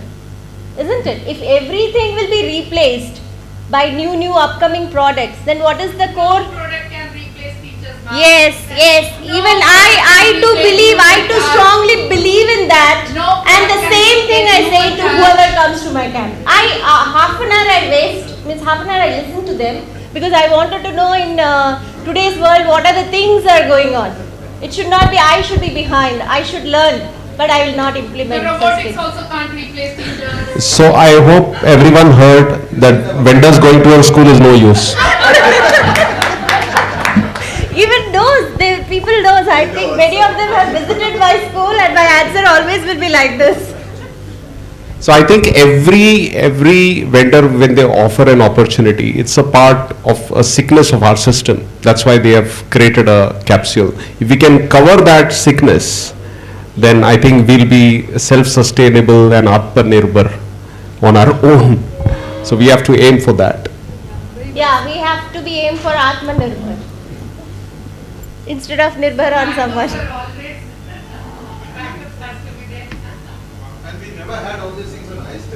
Yes, even I too say the same thing. When we are small, where these things, whether we are not learned, whether we are not knowledgeable. Now, Sachin is little bit, Sachin looks worried. About the chat GPT. Sachin looks worried. Sachin looks worried. Why? I hope the lunch won't be cancelled. No, chat GPT sir told about, right? When chat GPT was not there or Google was not there, when we were a student, we used to use our brain, isn't it? But now, to save our time or to use the more powerful vocabularies, where we are going? Chat GPT. Again, debate will manage. No, I think, see, understand the No, my question is, you should give up your own things, own thoughts, Madam. own creativity. The world will move. It will keep evolving. Yes. There was a time we didn't need a mobile phone. Nothing we needed. We survived. But when now, without that double tick on WhatsApp or a like on Facebook, so I think it will evolve. We have to adapt. We know everything has got its positives, negatives. We have to train our children to evaluate, and that's our role. Every time, our chat GPT tomorrow, I mean, thousands of things. They should depend on that. They should create their own content also. That is why we cannot again get away with the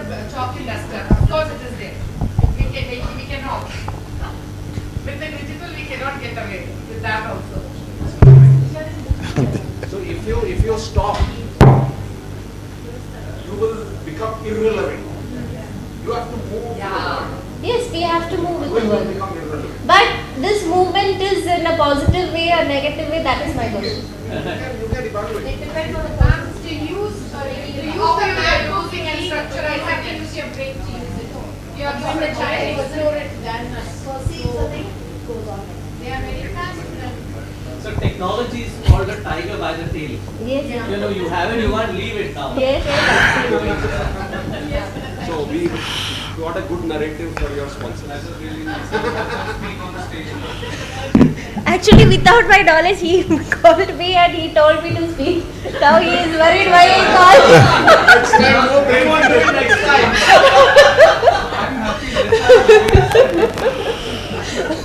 I told him I just came here for fun. It's a perspective. Madam, So he is ready for taking it. Anyway, my time is up, but I had a good time with everyone. Sir, what? yeah, I'll just wind up your session. I think it was by far the most interesting session for morning. The otherwise gloomy scenario, you made everybody creative and laughing. So hats off to you. I don't know about the vendors. And I like the one you told that after 12th standard or whatever the higher education after, everyone should go and have knowledge of military, means they should get admitted in the military, which many of the Western countries follow. The question is again, why we not? Again, I said because of the disciplinary mindset. I eventually, Yes. Because it is strictly followed in Singapore. Yeah, Singapore. and US. Egypt, Israel. Many countries, many Western countries. Appreciate this here also. That is a very good thought that he has put Yes. here. And that can And it should be implemented also. It should be implemented. No, why no? You're a sports person. You should more encourage on this. I don't feel we need to enforce it. Sports itself is We should not. But nowadays, as sir said, patriotism Yes. is lacking in children. Emotions are lacking. Yes. That's the next. See, along with the active learning, what happened? I said that's the next topic. Okay. It's not my topic, right? next panel. Okay. I will wind up. Thank you so much for giving this opportunity.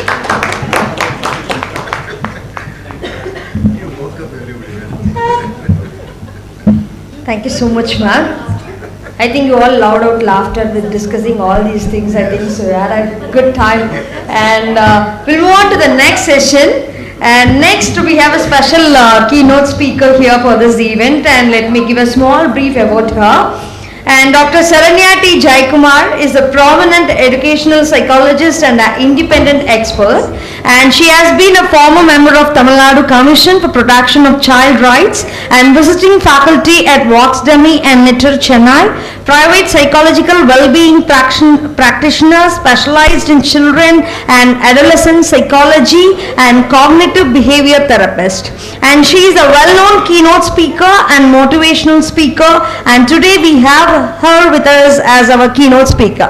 So let us invite her to the stage to share her valuable thoughts with us. Please everyone put a very good applause to welcome her on stage. I was supposed to start speaking at 12:30. I'm sorry it's 1:30, all thanks to the organizers. It hurts my brain if it's late. I'm extremely punctual because I work with a few departments in the central government. I'm an advisor to the Government of India, and I understand that so many questions that are actually supposed to be pointed at me, and I kept quiet because I had the answers in my mind, which will be given later with our actions. I'm the implementing authority for the National Education Policy in the South.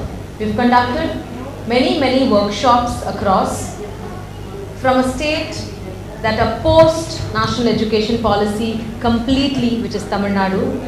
Now, we're one of the states that's implementing this the fastest. Please give us a very big hand for that. Because this is the need of the moment. Educational psychologists, educationalists across, we know how much it hurt to see children doing the same old things for 30 long years. When will this change? When will we get updated? Because any industry that does not update will fail utterly. And we cannot let our education system fail. Yeah, and this was the need of the moment. I'm so glad that there are so many workshops, so many conferences being conducted across the country about how we're going to implement this, starting off with Assam and Karnataka, which are these are the two states that actually are doing it the fastest. Yeah, my simple questions to you to help me understand better how you understood this. Yeah, what is the age criteria for pre-KG when you implement? Yes, ma'am? 3 complete, 3 ongoing, 3 complete. Yes, that is how you see it. So the beginning of the academic year, which is June, the child should have been 3 complete. So which means when the child is 18, the child will finish schooling, which is much more easier for many of our authorities. I am an independent expert of the National Commission for Protection of Child Rights, and see, so many cases we target schools. Okay, when I was the member of the State Commission, there were so many POCSO cases that popped up. If you are aware, 2021, starting from Padma Seshadri, Chennai, to so many schools. Yes, including so many other schools in Coimbatore, which I don't want to mention here. But I understand that, see, I come from a family that runs engineering colleges and educational institutions. I'm married into the JPR family. So I know how it feels like to run institutions. And I was there and as an authority who questions. So I know how hurting it is when there is an authority coming from the government, sending you a notice and telling come and answer all the questions because there is something that went wrong in your school. I understand that no schools want to kill a child, no school want to let abuse happen. Yeah, every school is aiming at doing good to the children. But in the process, sometimes when we are not educated enough about the laws protecting the children, about the guidelines given by the government, by the Supreme Court, by even the local courts here, sometimes we fail. From morning I heard that there are so many people who spoke about the national education policy. I don't want to repeat about again 5 and 3 and 3 and 4 and all the implementations. My speech today will have specific instructions to schools what you must do. If it is possible, please note down. It will be very helpful and handy when to avoid getting into trouble in future. You understand? Because if there is somebody who is questioning from Delhi, I will be there in the team. Yeah, because I know how schools have faced it. Point number 1. Please ensure that there is language requirement in national education policy. Can you tell me the age criteria which is clearly mentioned in the national education policy? 3 languages to be learnt. You know that? Yes? Okay, I will give you clarity. At the primary or the foundation level, the foundation stage, the medium of instruction will be the local language as much as possible, while we also teach words in English. We cannot stick to completely teaching in Tamil because the teachers are not trained to do that. You understand? See, certain terms in science and all, how can we say feather, rekka, solla mudiyum? Certain things we can say, but otherwise most of the words we are used to teaching in English only, and it will take a long time to implement this. So until then, we ensure that there is a mix of the local language including the dialect. You cannot speak Chennai Tamil in Coimbatore. It also mentions dialect. The local dialect, so it is relatable for the child to think like that, and the child will not forget the mother tongue is what is basic behind this. And then when the child comes to the elementary level, yeah, and the elementary and I think the, what do you call the middle school stage, yeah, at that level they learn and get proficiency in another Indian language. It is not mentioned that it is Hindi. If there is somebody who tells national education policy is forcing children to study Hindi, I am sorry, it is not like that. It says another Indian language. That language can be Malayalam, that can be Telugu, that can be anything. Only thing that's mentioned there, it need not necessarily be Mandarin because of the problems we have with the borders in the east. That is the only thing that is mentioned in the national education policy, and no policy document says they must learn Hindi. I need to be very, very clear about that. This is Coimbatore, you have Kerala nearby. If you want your children to learn Malayalam for better understanding, for better communication purposes, well, they can go for it. It just says another Indian language. Got it? And then when they come to the last 4 years, yeah, it is mandatory that they learn a foreign language. And here only they mention about Mandarin. Yeah, all languages okay. Mandarin, please don't push because we don't want them to get too close to the Chinese there. But here when we talked about this to the students, they were super excited. You won't believe, almost 60% of children said they are interested to learn Korean. Thanks to BTS. Yes, and all these K-drama and everything. You won't believe so many young girls, 9 years, 10 years, 11 years, we don't know Tamil, but we know Korean. Sure that everything is on record, on paper. You understand? Next thing I want to say is, anything that you're trying new with the child, please get the signature of the parent. It is the duty of the school to call the parents, explain this, make them understand, sign in, whatever, yes, yeah, consent form and say, yes, I'm okay with this. There was recently a school in Chennai that started giving some protein powders to children because they wanted to take care of the health of the children. And then there was one parent who wrote to the commission and said they are giving protein powders and everything. Again, Juvenile Justice Act filed on the principal.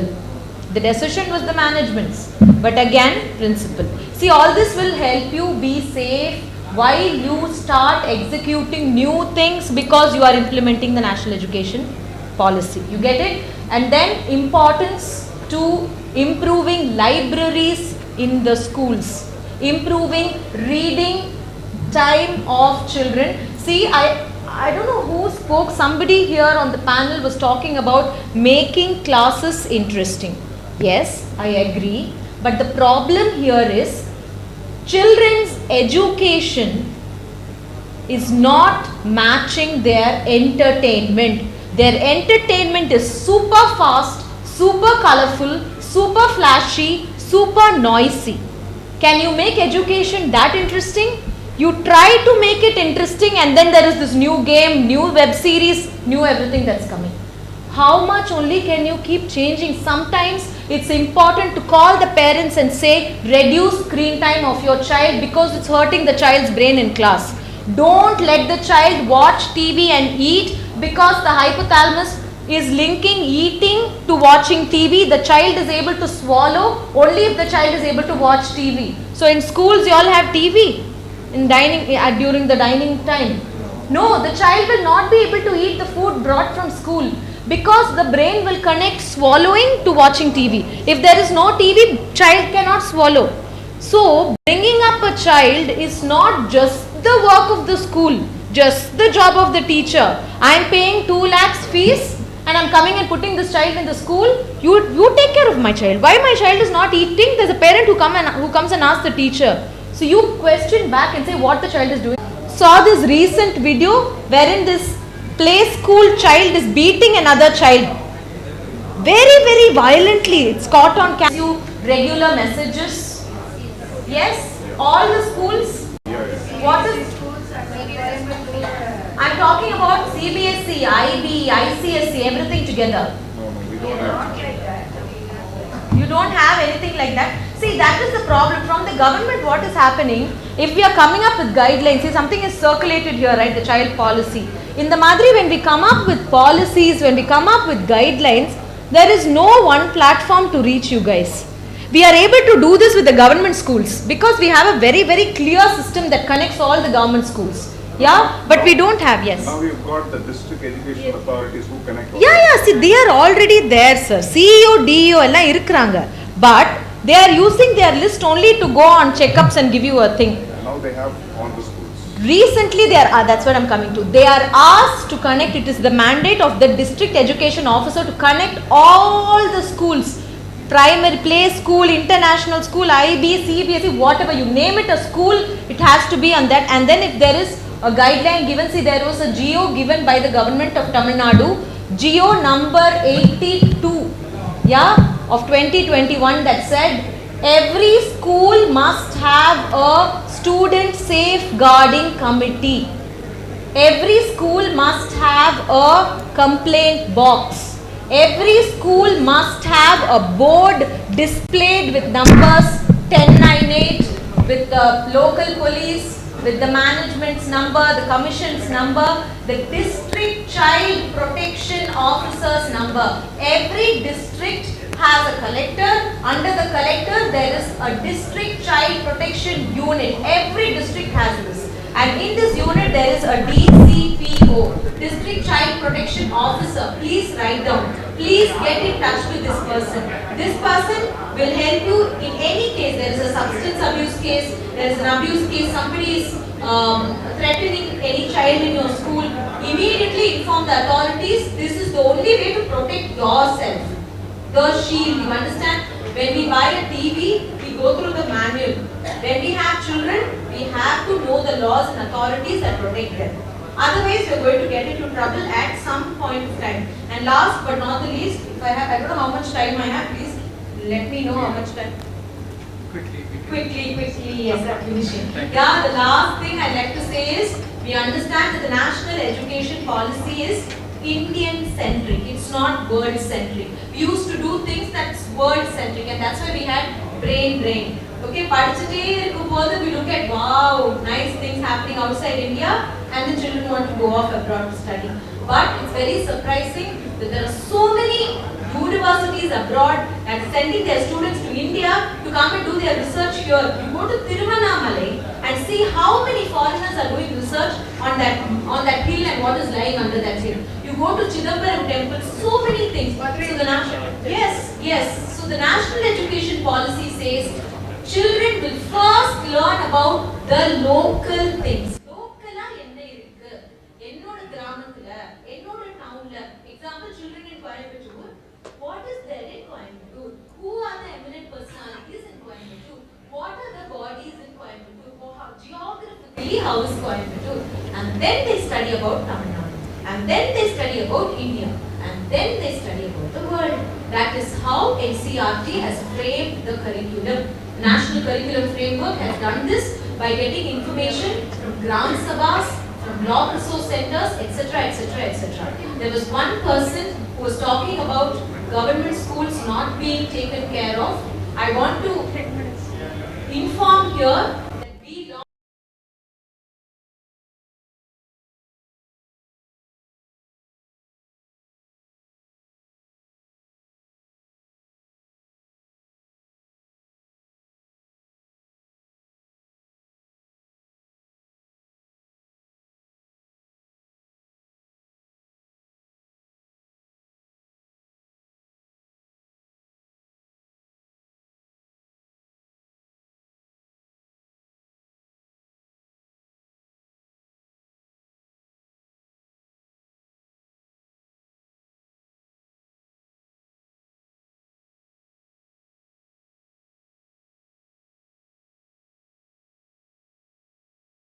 child rights from the Prime Minister's office, arts and drama program. We have psychology classes for kids. We have entrepreneurship classes for kids. Those children have more exposure than any other international school, I must say, with that basic background they're coming from. Maybe a few other states, yes, it has to improve, but Tamil Nadu is fast developing and they're going to be a tough competition for the other private schools also. Thank you so much for this opportunity. I can go on and on, but I understand that this is lunch time. Thank you. Thanks again. I will give you my number, 93. please connect to me. Anything regarding 93818 111 In Coimbatore, we are soon conducting a Korean culture exchange program along with the Government of India and the Ministry of my number repeat 93818 111 all ones. Yeah. So this is a Korean student exchange program along with the Government of Korea and Government of India. It will be conducted at SSVM. In the morning only I fixed the venue. It will be at SSVM World School. So if there's any school that wants to be part of it, please let me know. This is something that some opportunity that you can give for your children. And you can get in touch with me if you want to understand about policies, about accreditations, about the national education policy, anything. I thank Ikigai Dev and Brainfield for inviting me over. Thank you.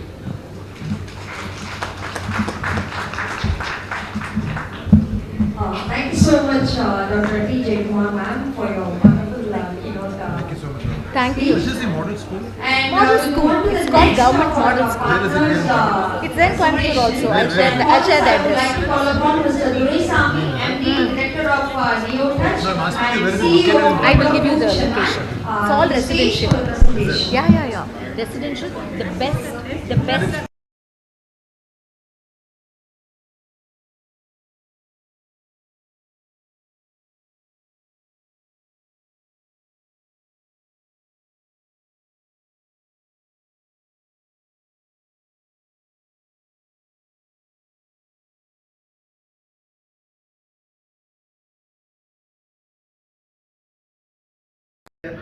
That I have to give a small presentation about neonates. I'm sorry, So I am the I'm founder time, so I have to relax and my the stand. CEO of neonates. Given 1 hour, no, like it's a lot of things. So neonates That's what was I'm telling the organizers, give me more time. coined. Neonates is the brand name which we formed it during 2018. 2019 we rolled out touch panels. What I'll you give are you my seeing number. this side one panel and I will one send you more all my panel here. details. And behind you can see the video. All of you are sitting for a long time. Just turn back and see the clarity of the video. That is what is our panel is able to produce in your classrooms actually. So, Yeah, that's my card. thanks so much. Thanks. All my mistakes. We'll start the presentation. Yeah. Before starting, I thank all my teachers who made me to be here. I am a very remote villager from Namakkal district. I did not have the cycle to when I went to Chennai. So in 2006, we started a small unit making writing boards. Corporate concepts, many of the our schools must be knowing. We used to supply ceramic writing boards in those times. And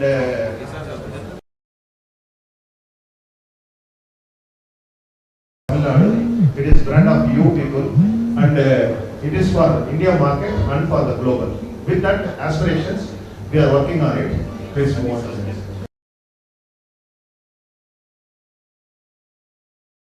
All-in-one is, you must be knowing, just Bobby Madam was telling about vendors. Actually, I am not talking, what to say, to replace the teachers. I am here to make the teachers comfortable, life comfortable. Whenever there is a presentation, we have to have a projector, we have to have a blackboard, we have to have a speaker separate, pen drive separate, all those things will be scattered here and there, and in spite of that we will not be able to start the program. Whereas, someone was telling here about the mobile phone. See, it is, imagine this is the biggest mobile phone actually. So, it replaces all the blackboards, it replaces the marker boards, it replaces your speakers, no need of computer. So it is an all-in-one. That's what is the presentation is shown here. And now we have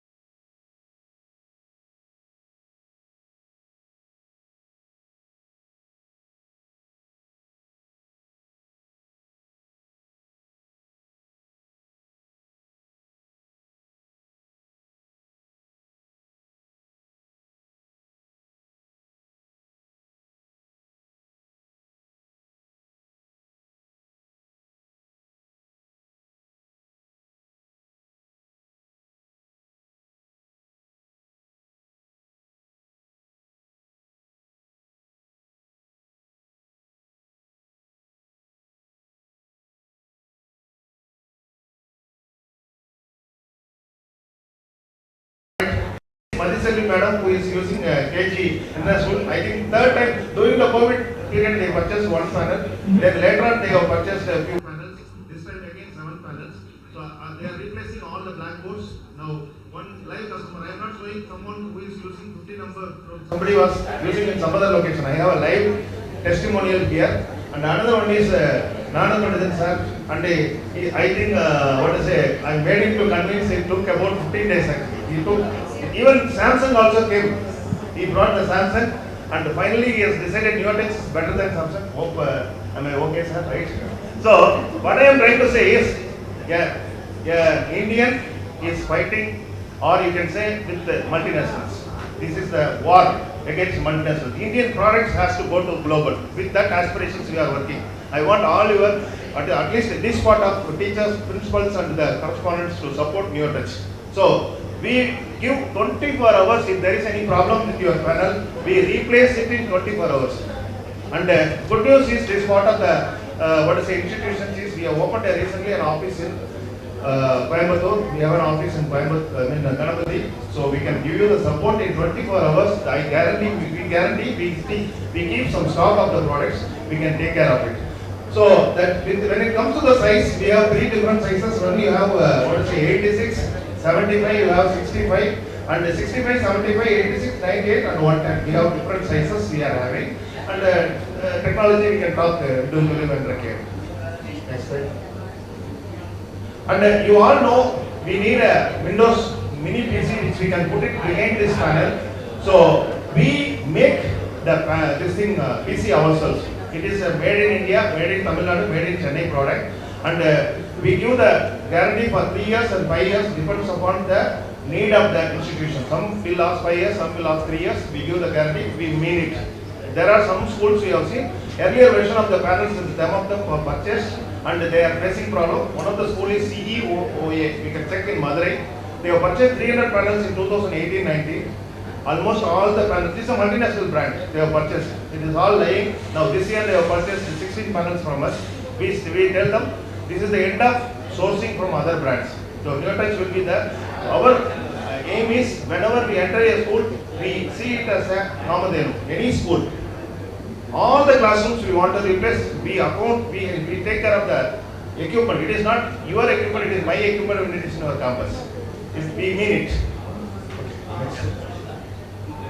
So, some people will think that I need for example, panel will be damaged by the, students. In that such situation, we can go for a sliding arrangement and we can lock it, and whenever there is a power problem, we can use it as a writing board also, you can use it.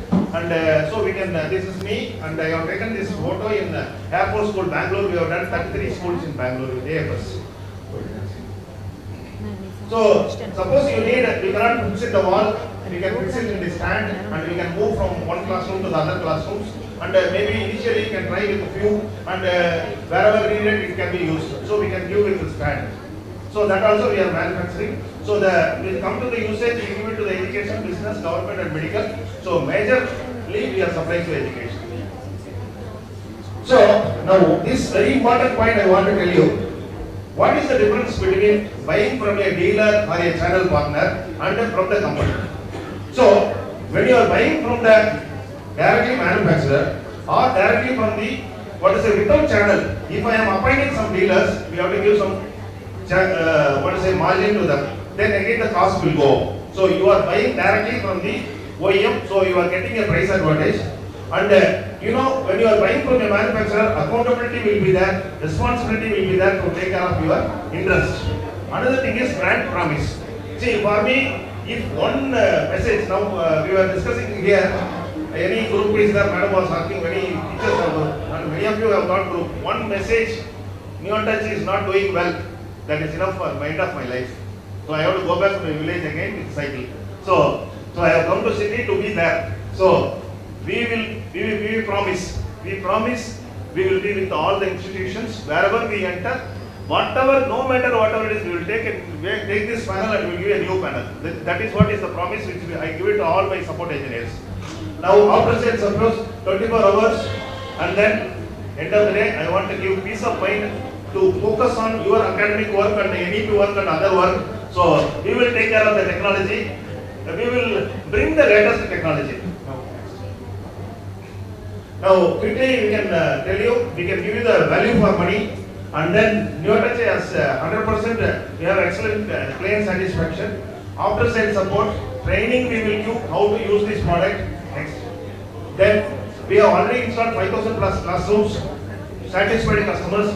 1%, not even 1% dissatisfaction. You can anywhere across India, you can inquire about Neotouch. So Neotouch comes with the latest features. I can show you all the latest features. It is there in the demonstration. Many of you want to come, you can see the latest demonstration. So we can support you for new education policy implementation, and then we can have these are the points we can learn. Now, one important thing I want to tell you is Neotouch has successfully completed 35 plus classrooms. Even Sulur MLA, we have got 32 Kanatagada MLA, we have got 25 MLA projects. Government schools, we are all implementing in the government schools. And for your hybrid classrooms and remote classrooms, we can supply you the cameras and other projects which we can do based on the need. So you know hybrid classrooms, and we can give you LMS platform. We can give the student can watch the class from hostel or from home, or even later. For example, during the daytime, if he is not comfortable, he can watch it in the recorded videos in the late night, which we can give you the advanced solutions if required. There are two technologies. One is you call it as LMS, other one is CMS. Most of you must be knowing. Gadgets management, everything we can give you the technology. Next one. So I think I have already covered this. So many of the customers we have already supplied. Madam will be seeing whether my logo is there, and also Sir Agrum School also be there. Madam, your logo specifically I have put it. Don't worry, madam. On the top layer, you can see two logos are there. Don't I think you put a logo. Okay, now go to the next. So next. One video button. Thank you for all your support and patience. And whatever the promises we have made, tomorrow when my people, my generation, my company people, whoever follows, this will be want to follow whole of India and global, because truly in 1965 Sony started their operation. Today they are in the global market. When a Japanese can do, when a Korean can do, Indian can do. Thank you very much.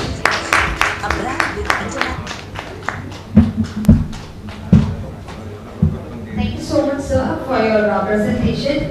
And very sorry, a little bit late for your lunch session, I think so. But hardly it will take only 10 minutes for us to complete the session. So please bear with us. And we have another presenter here. That is one more partner of our event, and I welcome him now. That is Gino Thomas, Zonal Manager for Wi-Fi Soft Technologies, to present his presentation. Sorry. Thank you very much, ma'am. Good afternoon, ladies and gentlemen. I'm just wondering whether I should keep this session over there in lunch court, because time is already late. So my name is Dino Thomas. I am the Zonal Manager for Wi-Fi Soft. We are in the business of helping schools like yours to utilize technology in day-to-day activities of your school, meetings, admission, academics, administration, finance, or communication. It's almost 14 years I'm working with the school industry, and I've seen a lot of transformation. I'm fortunate enough to be part of the transformation. And right now the latest discussion going on for NEP. That's why we all gathered over here, NEP 2020, right? So when these changes come, because there are a lot of changes, when a major change comes, the question will be, do we have the right partner to implement that particular changes? When I say partner, technology will be the right partner to implement, because we are a platform.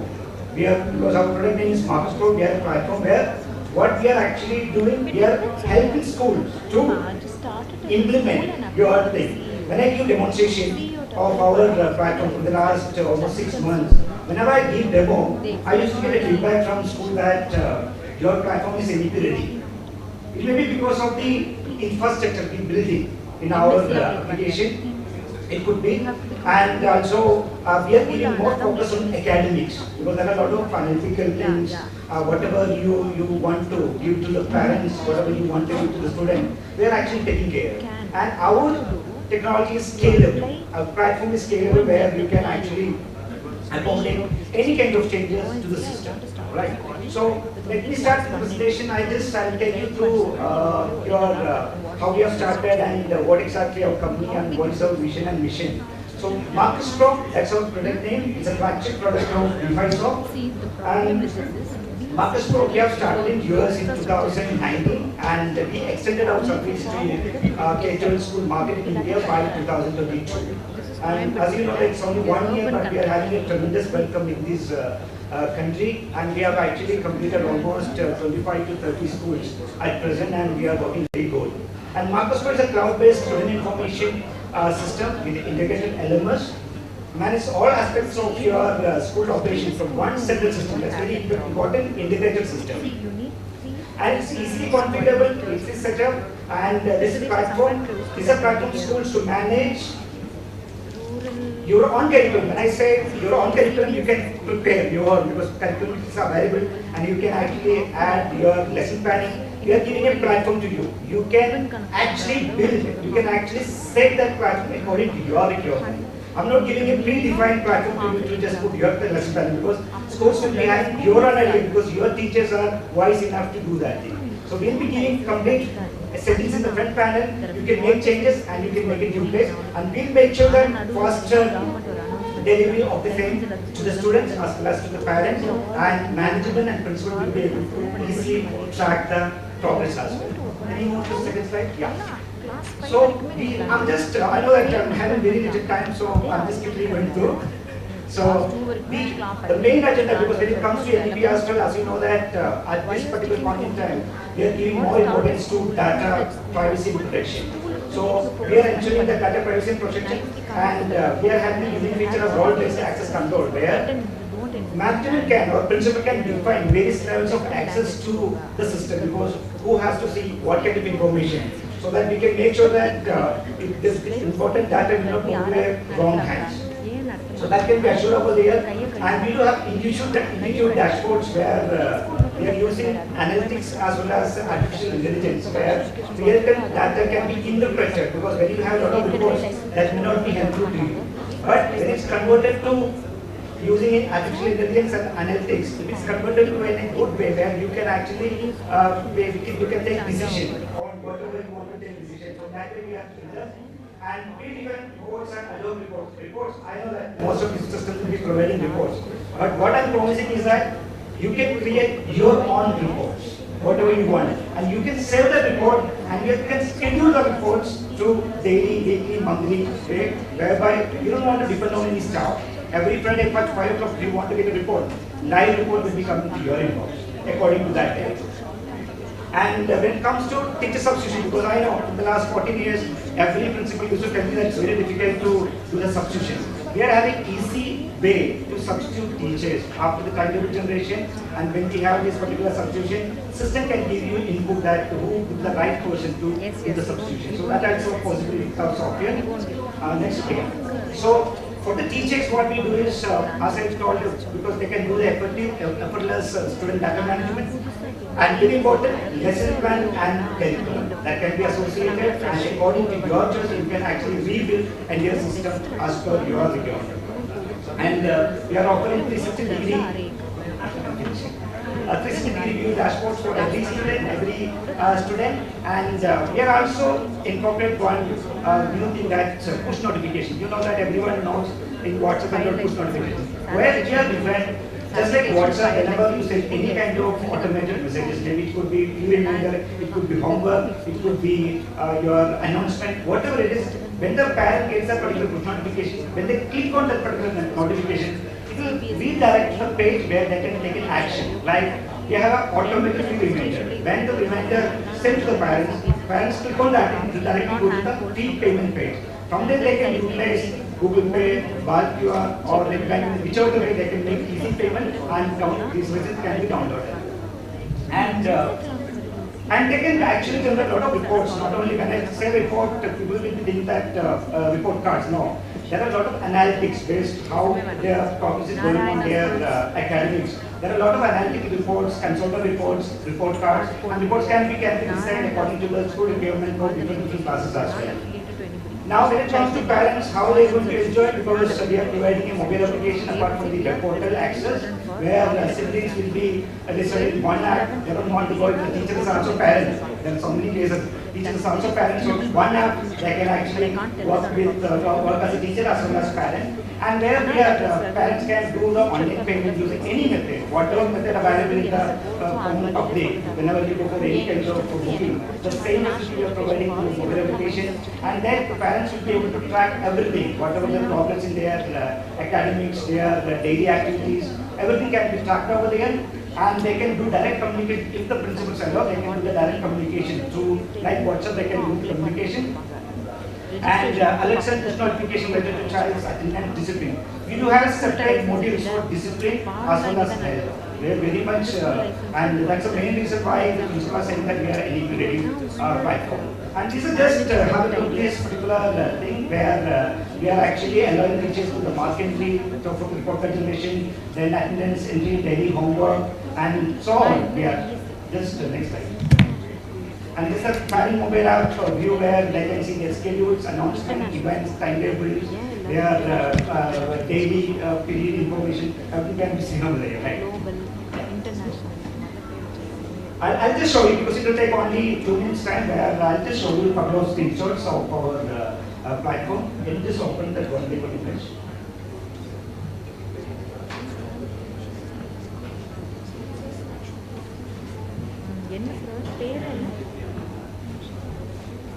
So there's a technical glitch.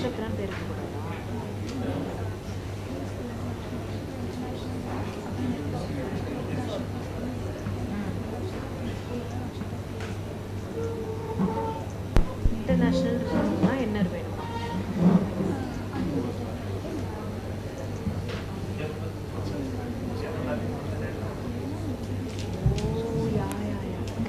I'm sorry, I thought I would be showing a couple of screenshots where how do we do this lesson planning, how parents can make the online payment through mobile application, and how we have defined. So when you see something, it is very good. But no problem. We are there in this foreign center, so you can come to us, and I'll give my number, and if you could give your numbers as well, I can take an appointment, I can come to your school, I can spend maybe 10 to 15 minutes time to just explain, because I don't want to wait you for lunch for the long time, because I'm also hungry, that's the reason. Okay, so thank you very much for listening to me, and please come to us, and we'll come to you. Thank you. Thank you so much, sir. And finally, I'm going to call upon that is Mr. Harish to tell us more about it. That is career law. So please welcome him on stage, please. Okay, so good afternoon, everyone. Thank you for one response. I know events are starting because I am. Okay. So I'll just make it quick. So no slides also, so don't worry. Okay. So first of all, Career Launcher is a edtech industry. So we have been in this edtech business for almost 27 years now. So pretty much what we focus on is careers beyond medicine and engineering. So pretty much if you ask anyone from your school, a commerce student or humanities has JAB lawyers. So if you talk about law as a career and all that, let's say for example, a top national law university graduate from Hyderabad or Bangalore, they get 15-16 lakhs per annum, that is as good as any of your top IITs. And other careers, let's say for example, all of us know about IIMs, they offer MBAs, but how many of us know that there are 5 IIMs which offer 5-year integrated management program where a student can get into an IIM right after 12. So there is an entrance exam for that called IP MAT entrance exam, so we also train students for that. So apart from that, let's say other business management studies like BBA. So when we think of BBA, we just say, okay, it's a normal BBA. But a BBA in Syed Sukhdev College of Delhi University could fetch you close to 16-17 lakhs per annum average. So that's what we focus on. And there are other business management studies like, let's say for example, even CUET exams, one of the newest opportunities that we have. So pretty much most of you guys would be aware of CUET exams, but CUET, unlike the other exams, it's a customizable exam where everyone gets to choose what are the topics in which they want to write the test on. So most of the students wouldn't even know what are the topics that I have to choose.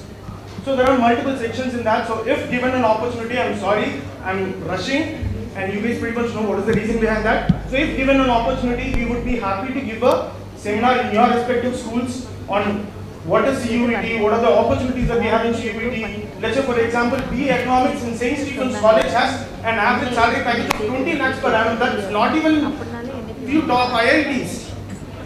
Just the BE Economics in St. Stephen's. So that is what we focus on. So these are the opportunities that the students have. So we have made it our motto to make sure that the students have awareness towards this. And if you guys are thinking, yes, students would have an awareness towards this, I'm sorry, that's not true. Because I'll give you stats. How many people write NEET and JEE exams? More than 10 lakhs. How many students write CLAT exam every year? 50,000. IPMAT exam 20,000 across the country. Just 20,000 students write it.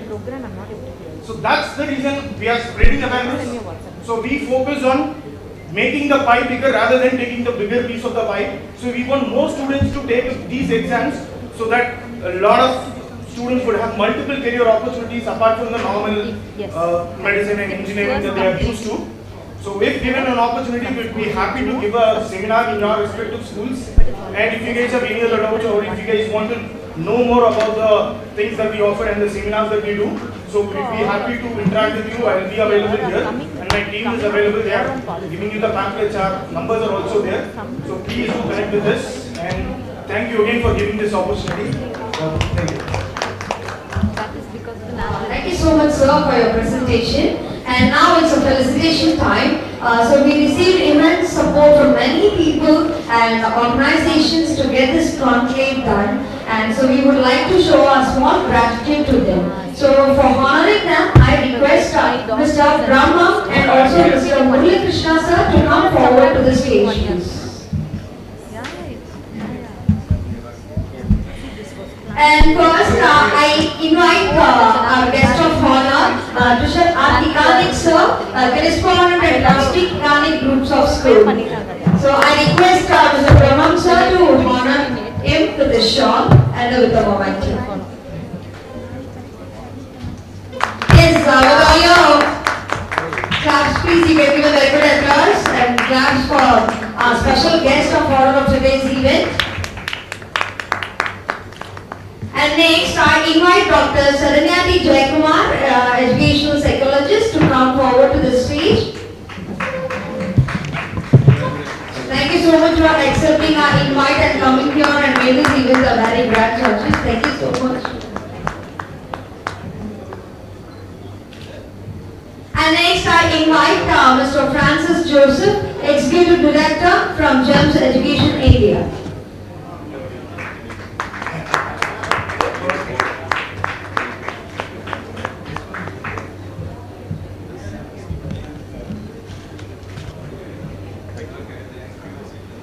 Thank you so much, Brahman sir and Murali Krishna sir, for taking part in this solicitation. And next, I invite to Mr. Tushar Artikanik sir to come on stage to felicitate some special guests. And also, I invite Francis Joseph sir to stay here.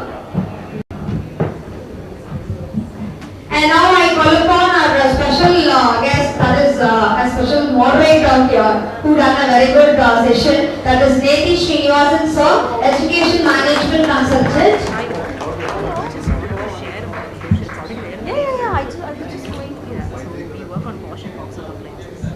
And next I invite the panelist S. Manichalvi ma'am, Principal KG International CBSE School. We are just launching the schools now. Just to conduct programs for schools. Yes, we do awareness and we train faculties as to how to take it forward to the children. Yes, you can give a good applause for the panelists.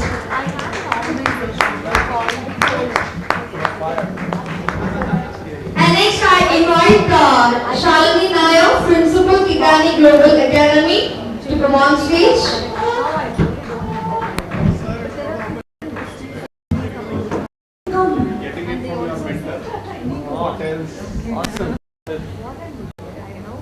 And next invite Premlata Ma'am, Academic Advisor, Educational Institution.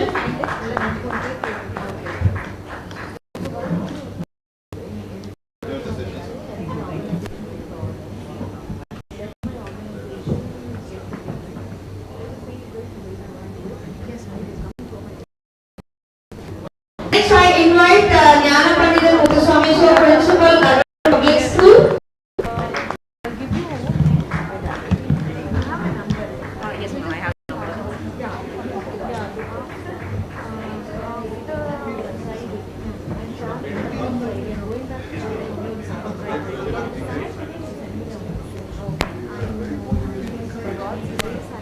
And next I invite our another moderators, Neil Guhaza, Principal CS Academy, to come and join on stage.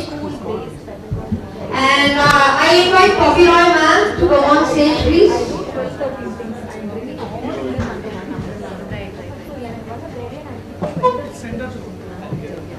If you are interested, will you be able to go through a community? Yes.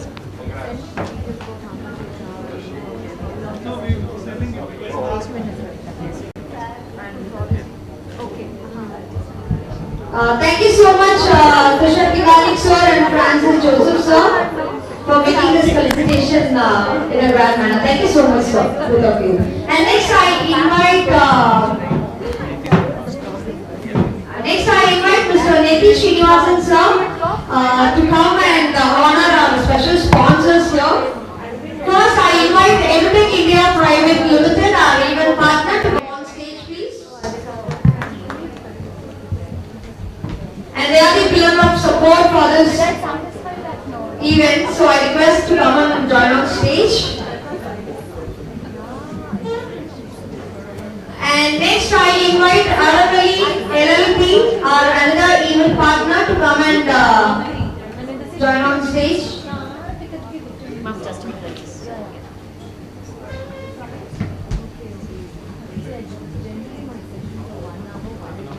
And next I invite another event partner, V5 Soft Private Limited, Makersfoot, to come and join on stage, please.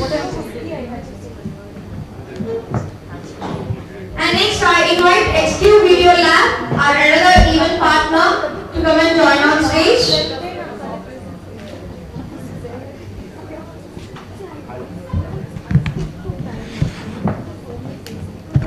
And next I invite our another event partner, Neo Touch India Private Limited, to come and join on stage.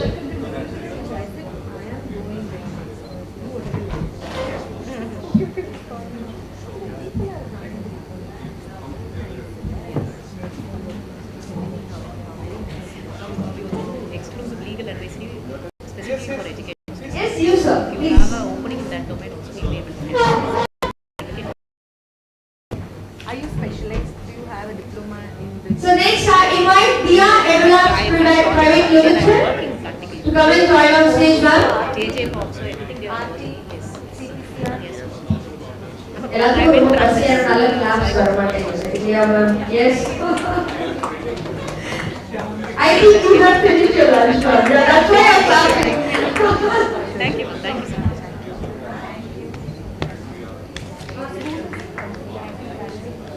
And last but not the least, I invite Canyon Launcher from Coimbatore, our another event partner, to come and join on stage.